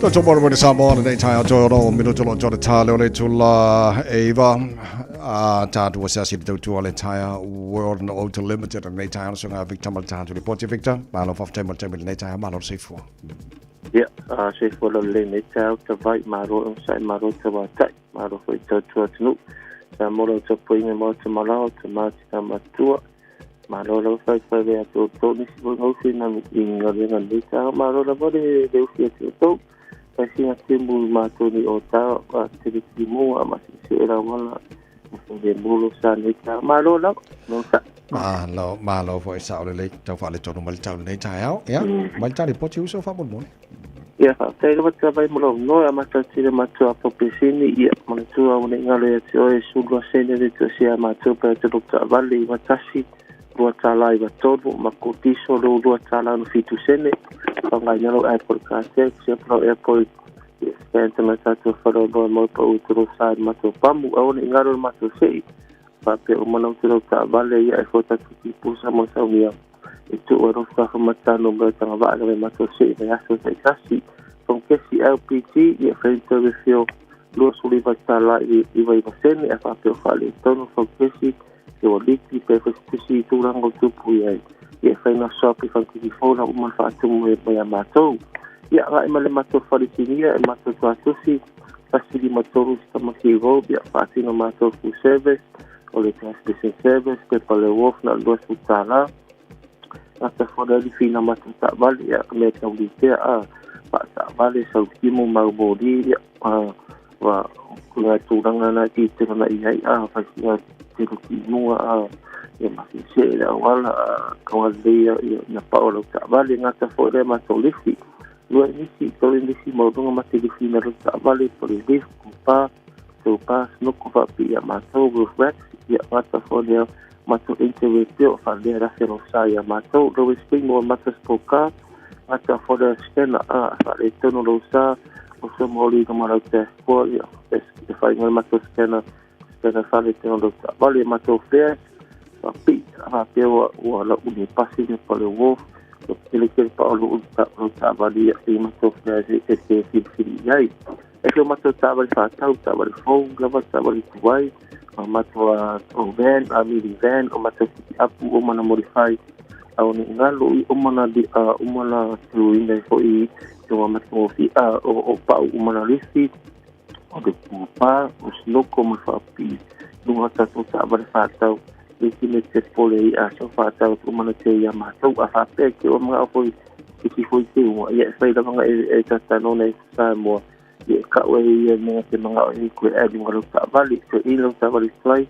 pati só estava foi fer matou foi na tua nga mo e no ata que estava ali fasta o glicene todo mais que eu pensei na palestra sa e matou fasta vale e matou tá vale nei beaso por matou a capta big o les que swift va meno le atoto va semana no tausan so viva sala il vaya so vidi man matunumba o iba ru fitu fa to go o processo sanyo ma to fa pa unai da rota da si fitu solo a peso ta po wai que ki máximo sta vale se so de ngai bungal go a va pe te do mo ki no a ma do ta vale te si ko ki la ko nga la mo ki si ai ana do go su ta do ba to finance we pode falar usar o lima sobre a line até poder matar o marcar não sei se a pena eu como a maxi com a pena lei na fixe até foi que vai sair o level fast o outro ponto ele matou só no hoje não é matou só com a massani ele matou no mar ou ele fica assim todo e a facinha nós estamos no final de matou você só isso vai fazer leva moro mo moni ala wala so mai mani wa kai Victor fa time mo potil nei tai mo ni foi faiva ole nei foi sololo a mai alta to Spotify u le malunga ole a wala so le mataru tel fo ma le so ase yuli o mala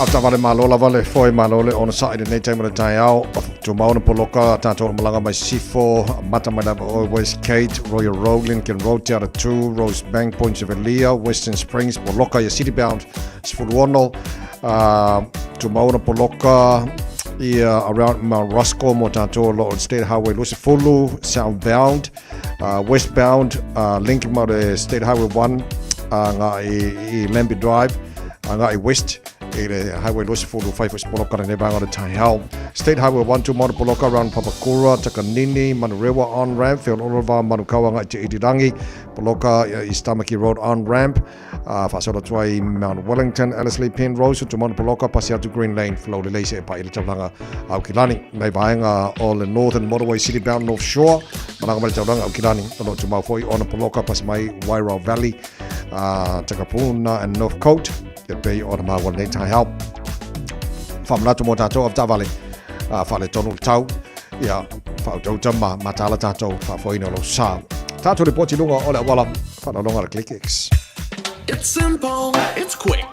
You're closer to families. Sending money's now made easier for loved ones in the Pacifica. New Zealand, Australia, to Samoa, Tonga, Fiji, to the Cook Islands, to Vanuatu. Connecting Pacific families. With ClickX, you're secure and safe. The lowest fees and amazing rates. Now helping home is affordable. ClickX with a K. Reliable. So sign up now with ClickX. Let us help you help home when they need it. We are for the Pacifica. We are ClickX. Talofa o to finga le tau tala ma eselo fi whanonga le breakfast le Radio Samoa o te maa o nai.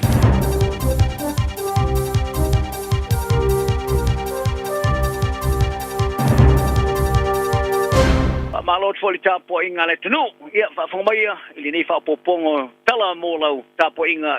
O le 1% o le whatulangana o le saonga le tangata e whai e teo ngā tupel Kiwi Saver. O lona winga, o le atele tue tupe whaalu o tangata e teo sanga ori tai ai. Na ino teo sanga sa ngā ruru e pe ona whaari ai e lato e eto mai whapito e whaafsangana o a whianga o le matia malile mutonu e iai ona i tu teo tupe Actuaries. O le kulupo le Societe a le New Zealand Society of Actuaries Retirement Income Interest Group. Wa whaamatoina le lato li poti o tā wai. O le 5% o le whaatulangana o le saonga le tangata i le teo ngā tupe whaopopo i ma le 5% o le saonga le whawhainga ruenga. O se whaatulangana le leimo le teo ngā tupe le Kiwi Saver. Pe a whailea. E tūmau lava le tūlanga o whaatamo e nei whaatupenga le Super Anisila. O le whaatonu o le kulupu Ian Pereira. O e whalia. E patino le tangata e maulaloma. Feo lolo hani tupe maua. E tōwau e le mana o mi aile se 40%. O le whaatulangana o tupe teu e pia na whaamatongi ai le malo. O le reo Vasili, mo te mau ainga le official Simplicity Shamobile Equip o ia whaalia. O le se 40% e fōringa mai e sao. Pe a whailea, e le eisi suinga e whaia le teo ngā tupe le supa le tunu. O le vasa nei sa whaari ai le pāremia tu sinawe mauro mo toa tua Christopher Luxon, ma le toma ta minister tupe Nicola Willis, ia e inga whaatino le national si kio sa au ngā tangata, i le teo ngā tupe le Kiwi Saver i leona pasene, whao popo i e ma leona pasene a whawhainga luenga, pe atu e tūla i mai i le whainga malo. Mai o le a wha marusia, i anei sa au ngai whaia. Rai wa whaari le te ilo le pātia le leipa Chris Hipkins, o se fuafuanga le national o sala lau solo, pe au mai loa le teo ngā tupe le Kiwi Saver.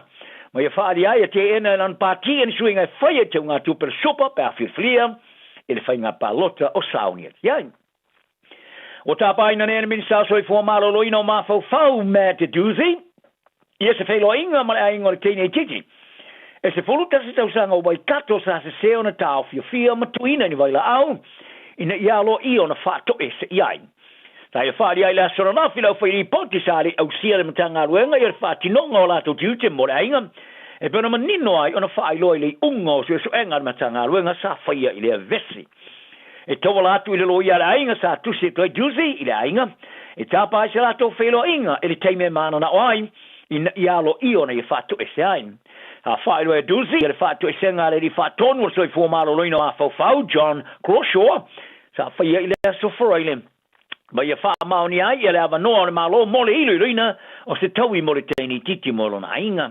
O le songa fua sa whatu e se le min star soi fua malo loina Simeon Brown i le ainga ono se tūlanga matautia. I le whailo inga mana utu stale le songa fua sa whaali ai le pārmia tu sina maulu matautua Christopher Luxon o no justanga toa o se tangata a o se tamā ma se pārmia e matua ila ngona ilo na nganga wha mawalalo i winga i le nei mea matautia sa tupu mai. Wa whaalia leni pārmia New Zealand e sona ta ina i se mea whaalia Brian Tamaki. Ina ua mai ona whaalia le ta ilu loko le Destiny Church e whanpea. O te ngato tāpua i ngāre Hindus, Sikhs, mani Muslimi, e te tau nā vesea mai New Zealand.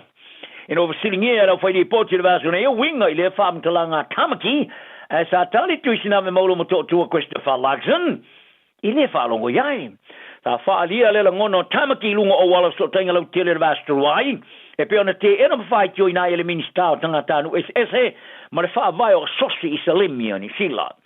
Ta whaalia i Luxon, sa malanga mai tangatanu SS New Zealand nei tu ua mea ama tu ua mea i o latu otunu, e iei a latu ngana ma o latu ainga, ma ngā lulue malo se New Zealand mai masane, ona ngā lulue, i li tere atu ngā luenga. Ma ia ta wai oios tangata lango tele, ma se tangata mo o mia ina, i tangata kiwi e malanga mai e punu e fafo.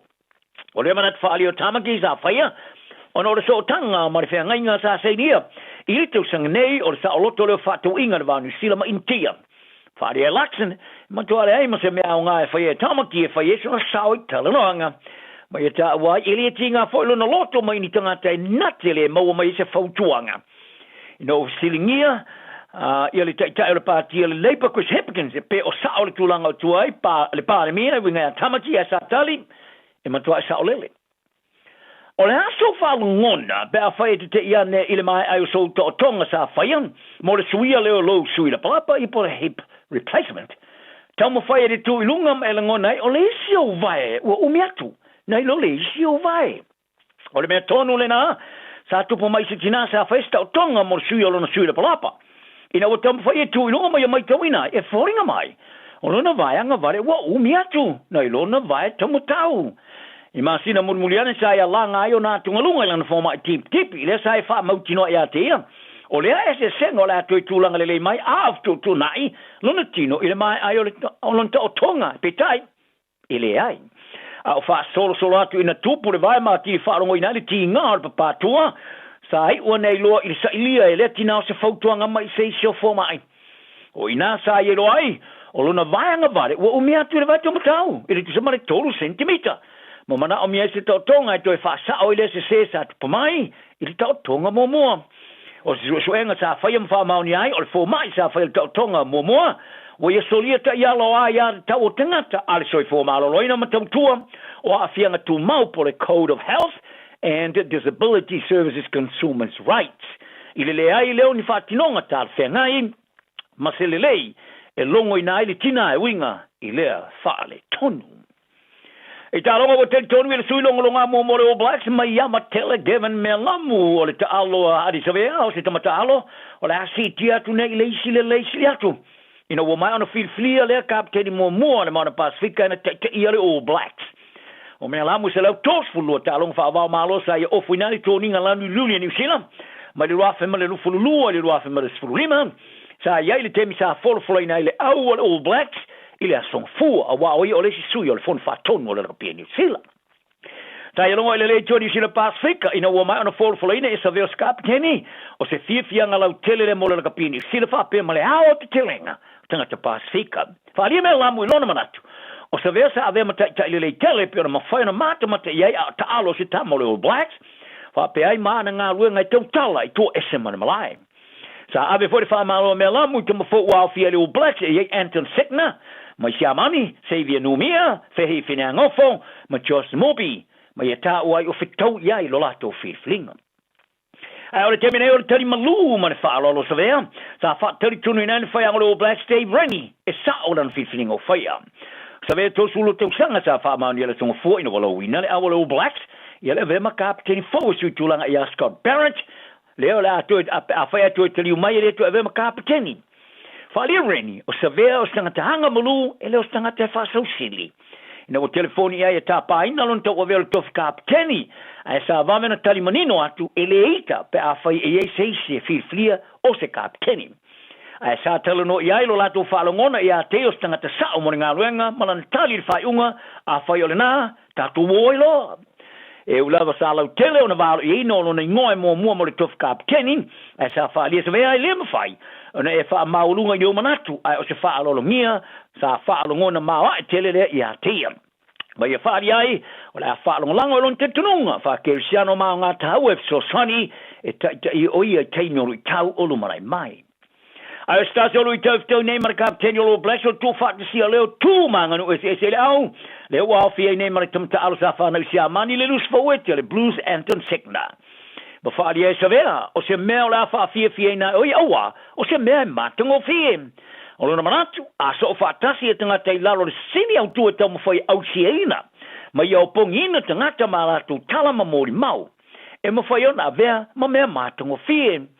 Pe e te lanu ena, pae po le alavalu lanu, o I tātou umalava mai le Pasifika, o le vasa Pasifika e tātou te soto iai, pe ona whaali ai sa vea. O e kuila pele seuma, e nā sutasi tau sanga o le matua ta alo le tuolanga soka, e ianun tupanga sa mo e wa tele se manu ia o whatatani mai moia. O lea ui ar whanau tolu o fo ina ne yese a walala ilanga iatu lea, ina ta alo I wha professor, ina soka, I se ofa, e se asa o na usiei ne tupulanga lai sa moa mane Pasifika. Ai patino nei Farani, lea tele ai ainga Pasifika lo a waile la kapi, I so se wha tulanga na o le talonga. O le ata mai titi sa whanau I Wellington, o seinia nei ar karap soka la lauilo a Farani, a le Paris FC. Le e ele lato au tele ta alo le ta marsanga soka kalapo au tu a Farani. O se mea o mitu mitai ona mātua I lona tama ia Opitere, mo lona tina ia Stacy. O lo la mika mitanga turu ai, ua whaierwha e unga le la tama ta alo I le ta alo ngai le MCC. O I la tu sa manatua le ta alo ai, se ta ser whanau e patino lea, o le laka pi e fia tele iai, a wa o long tama Opitere, o stangata ta alo laka pi sa fili le awani sile lalo lusu tau sanga, sa ta alo foi mo Wellington e mai Hurricanes. Tala na le yaso, mawar file mutang tau ma mai maria lo waso.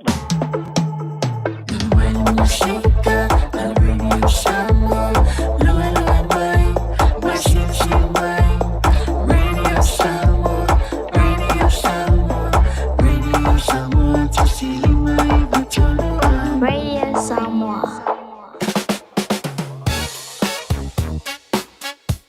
Au kilani I saute, o sa ili se Samoa o e malo ai, o le Enterprise Motor Group manukau o lau fale ta vale fa moe moina. E tele ta vale matango fie filfili mai ai, tele le fisosoani o lau fai ngā luenga mo oe, mo se ta vale talafia ngai, su mai I le 5 Grey South Road I nei manukau. Asias fo I le upenga ta whailangi enterprisecars.co.nz, pe wala au mai I le oval selau, 5 Enterprise Motor Group manukau, sa ili, filifili, ma ave loa lau tawani. Hey, where you two off to?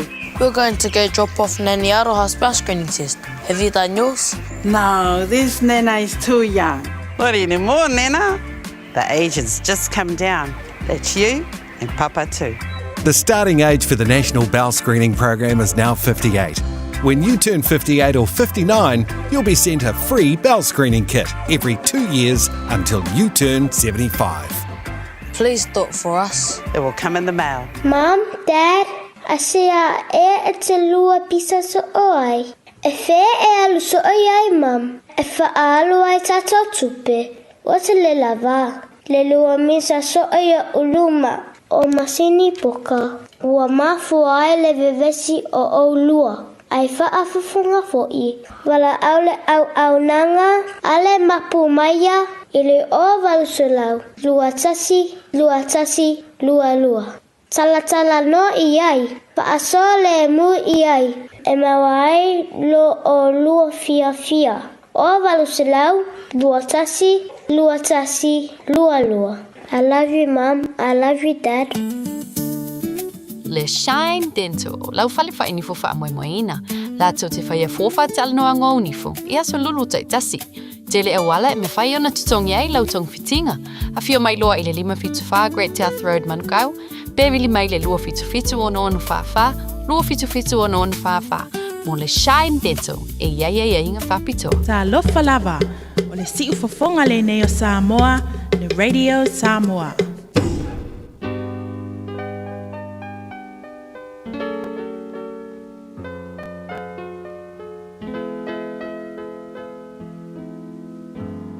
Faitauina le upo le poto no le tautua matavela linga fusi and Sons Funeral Services I Mangele ma Samoa.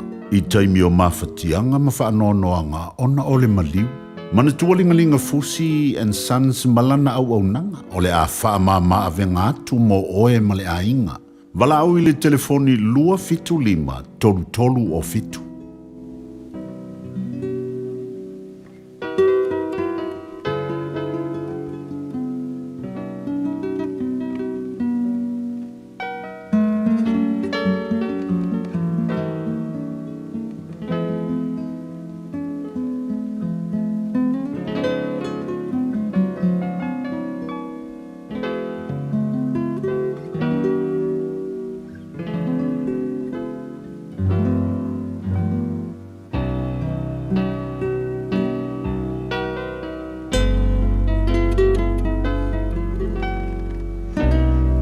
Whataoto lona mata upe lua se fulu ma le wha.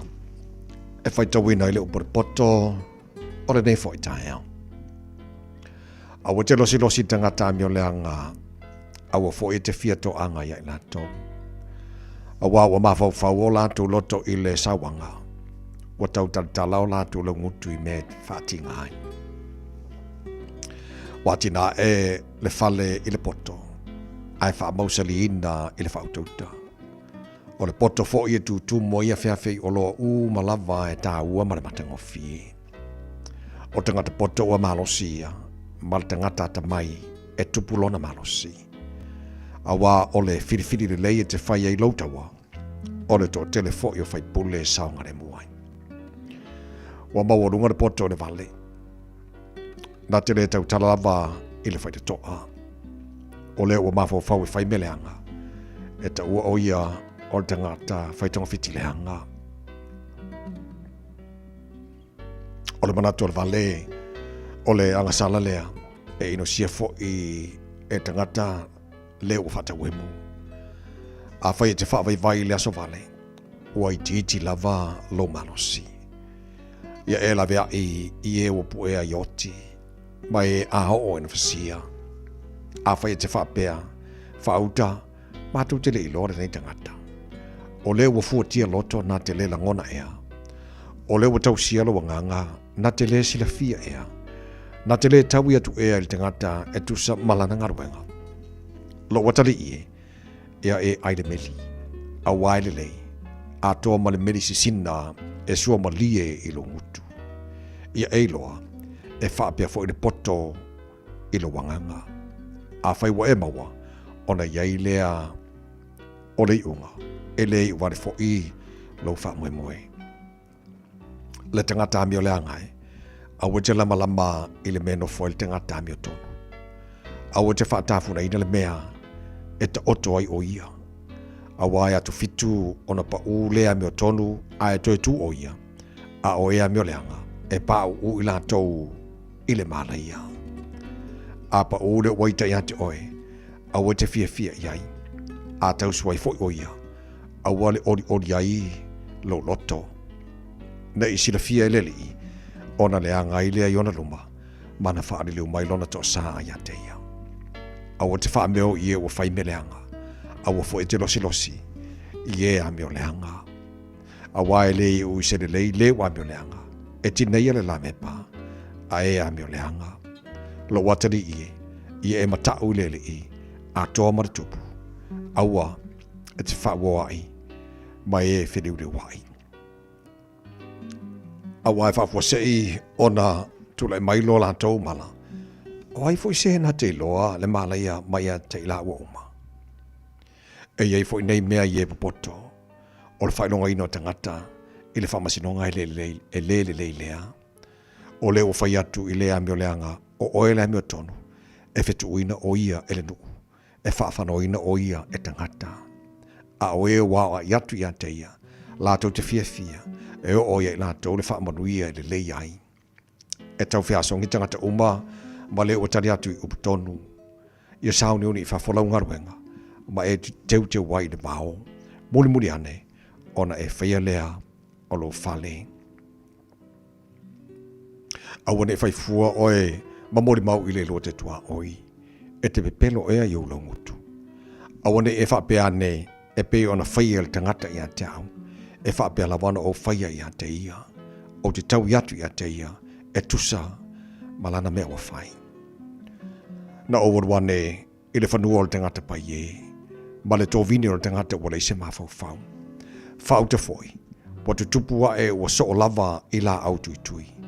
Wa o fitia u ma lava i le baongongo, malana pāmaa ua solo. Ona o vava ai lava lea, ma o matua mā natu natu, wa o loa, ma ua awa o ina a iau. Se toi titi sina moi, toi titi se mata moi, toi titi se pe lima e ta oto ai, ai o mailo mativa pei o le malanga, ma lo le tango lima, pe o tangata wa sa auni, lana o benga.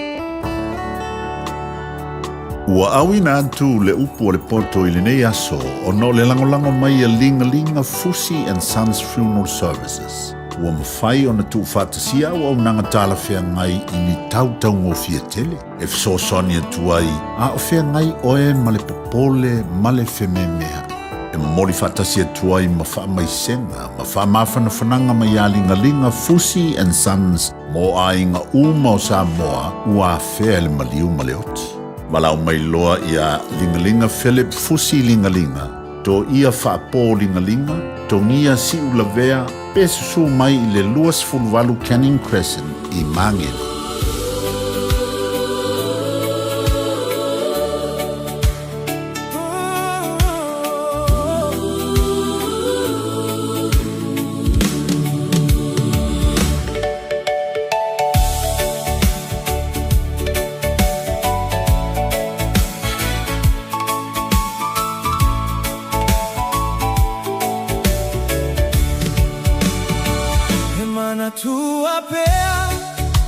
Le pongisa sa oiai sa ole mau tonu langona le vai vai haena e musu musu mai mai pai mai ua e faa ola mai faa fetai lo umatai ua o sa oloto e peo se manu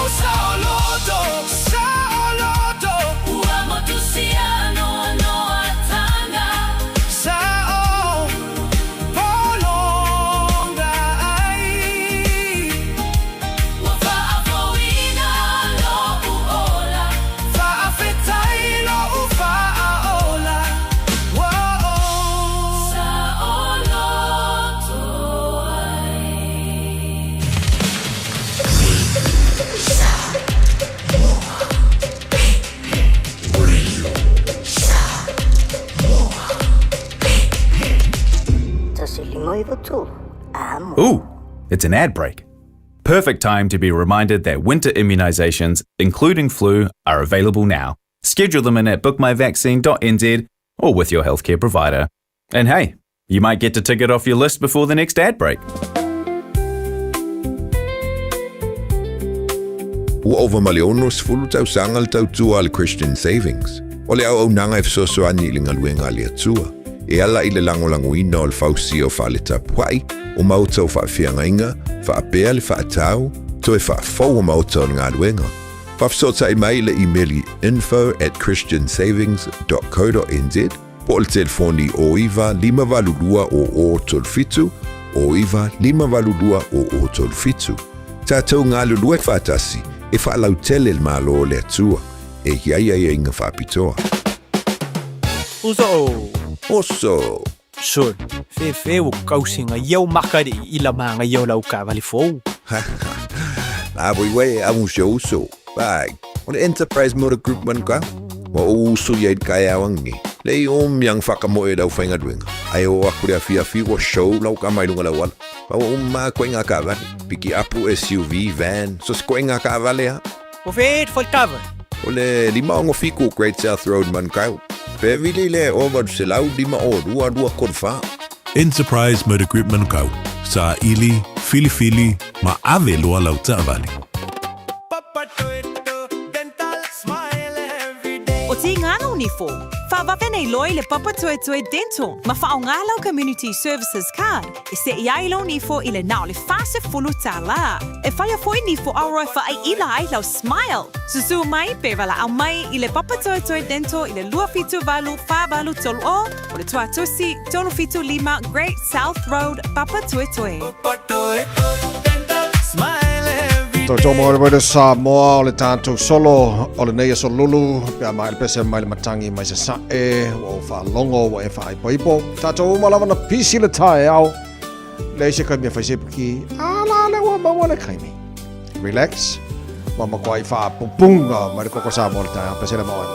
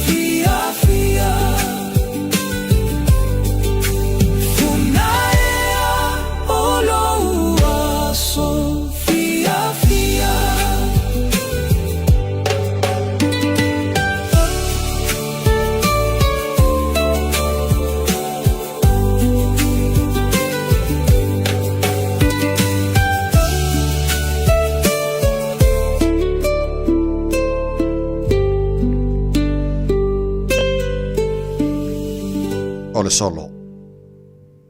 Ina ua manuia sa ilinga mo upu o na tusia leo laina mawai laina mafatu ai manatu. E fau o le solo. Ua maua le solo on tusia le tono le tusi o le malama lama. Tusia o masolo le songa ya Pastor Rolangi Mikaele. Se faipea o le autuna o le solo o le neitai au faita wina songa Pastor Rolangi.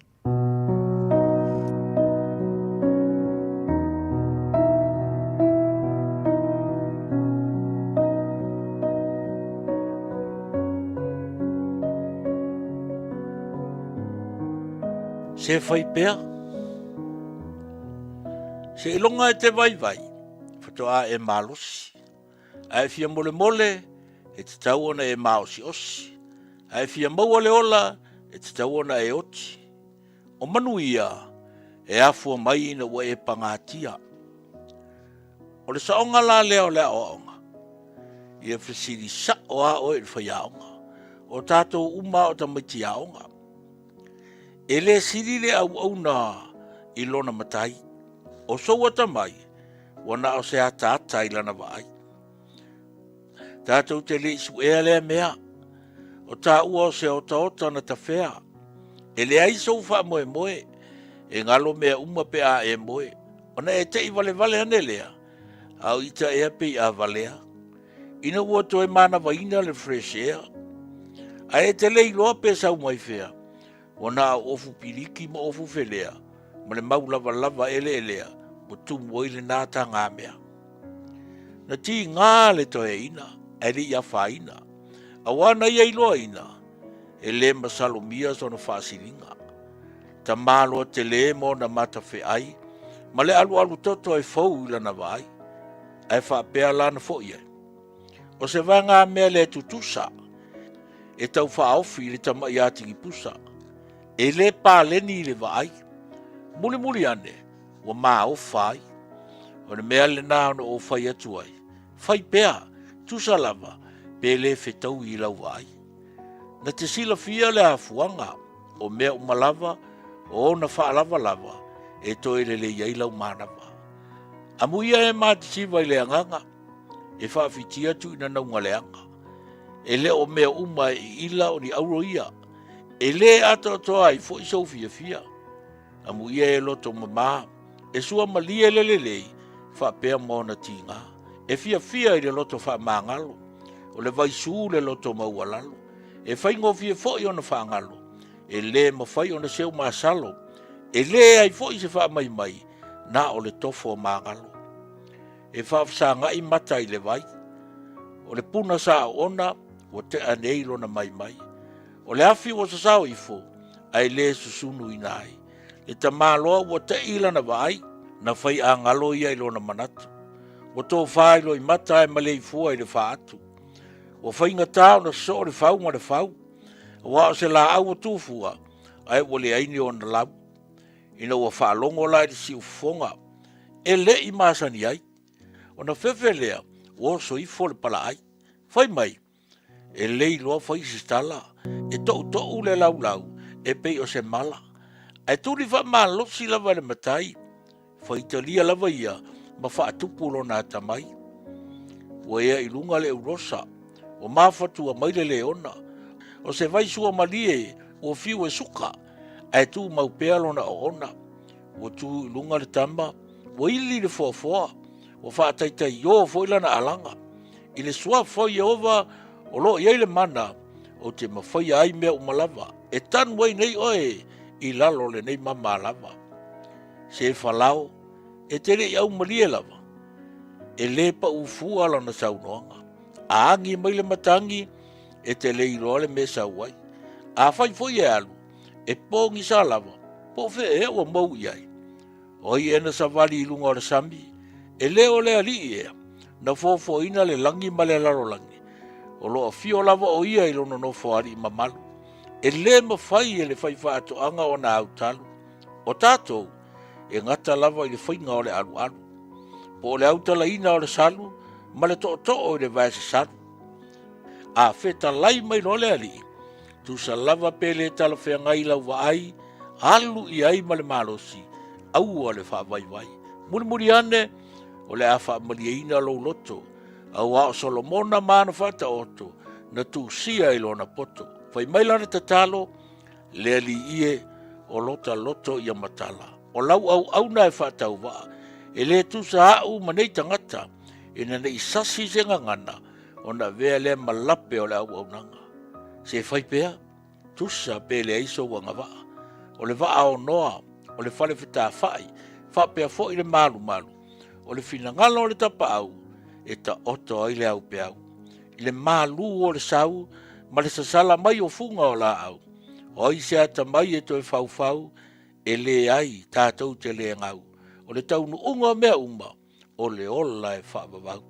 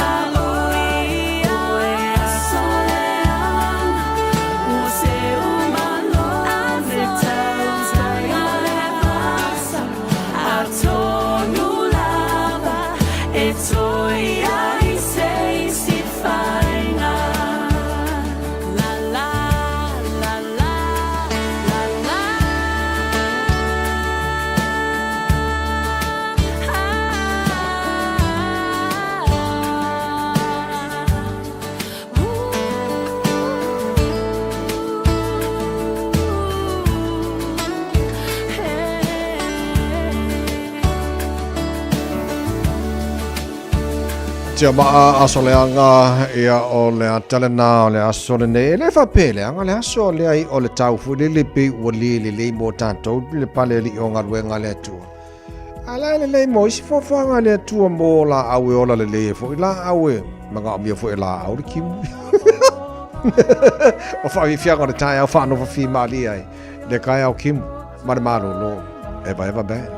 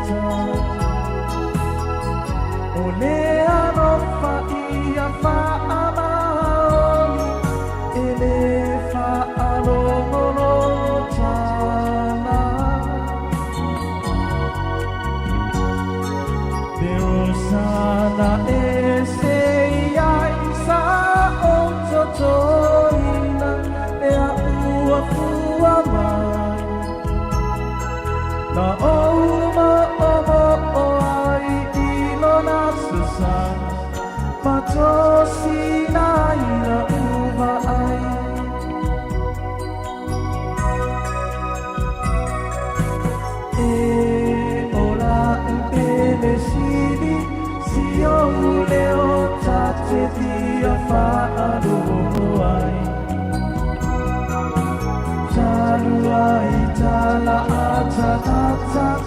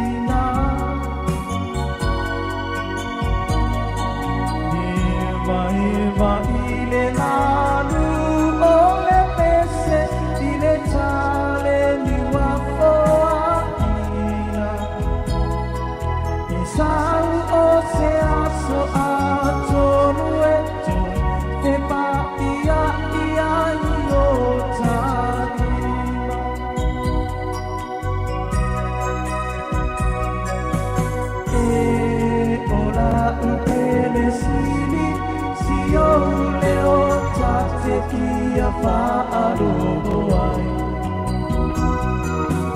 Taluai tala atanata, malele ana ua e tua ima.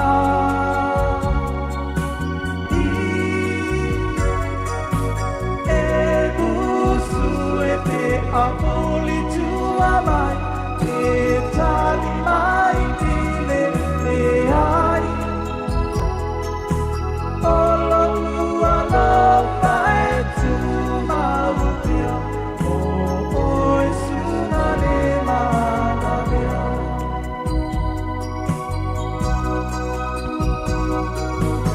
E ola upele sini, si o leo tate pia whaaroai.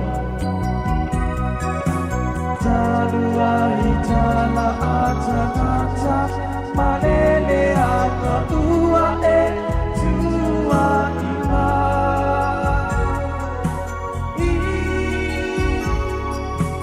E musu e me apuli tua mai, te tali mai dile le ai.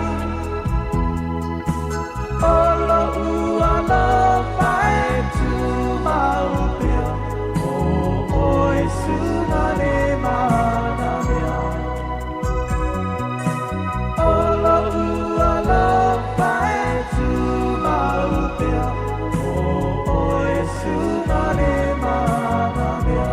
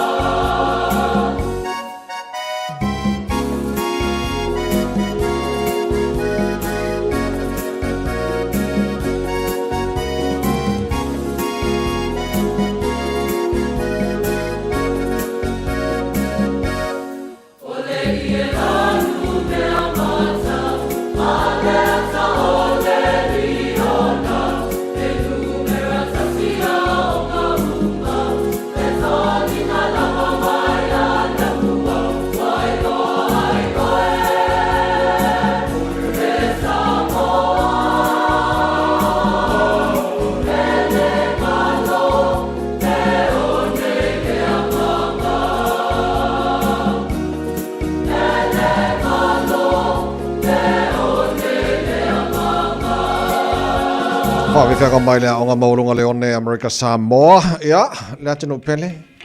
A mai alu aho, a whatulo limo tau, a whatu whaola tā maru al tae hao na nā. More nei aso lulu. Toi whasala wina o telefoni sunga se uli malau, pia tane tulai se fulu, na sunga o se whasala lau, whunga mua. Se manu, Francis Ioane, whaua wina toi tuaru de Samoa more nei aso. Maria lama nei aso, God bless, to whasifo. E puna mai pēr, ki aso le pia mahai, le pia fantasi, e tau e suna.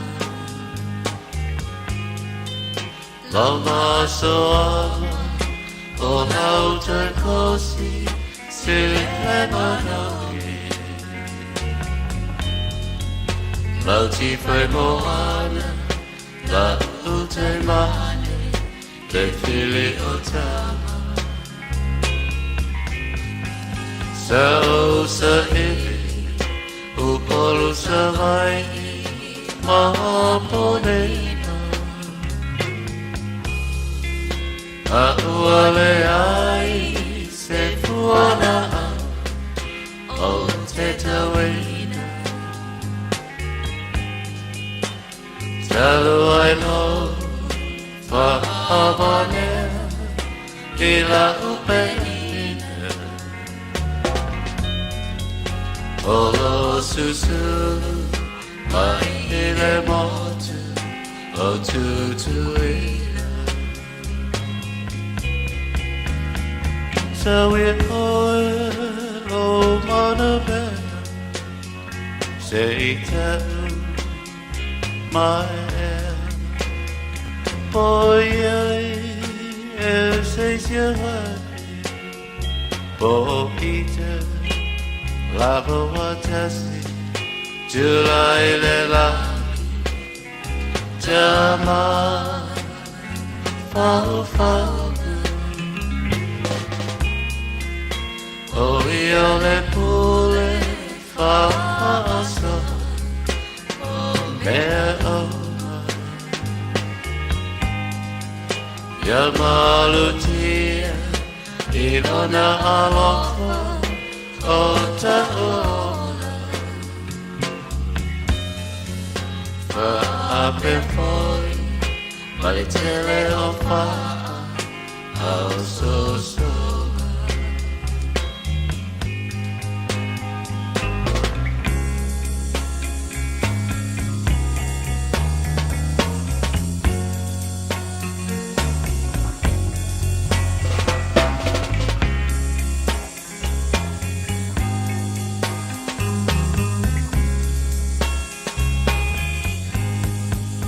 Awe te musu, nei moa malulu, wata o oku. Male masalina, nei ave ave, vasele mutu. Nei pei, le wale pea, ma le isu. Te tangi le moa, au siona afa, ua e o. Le sini o loku, te anana.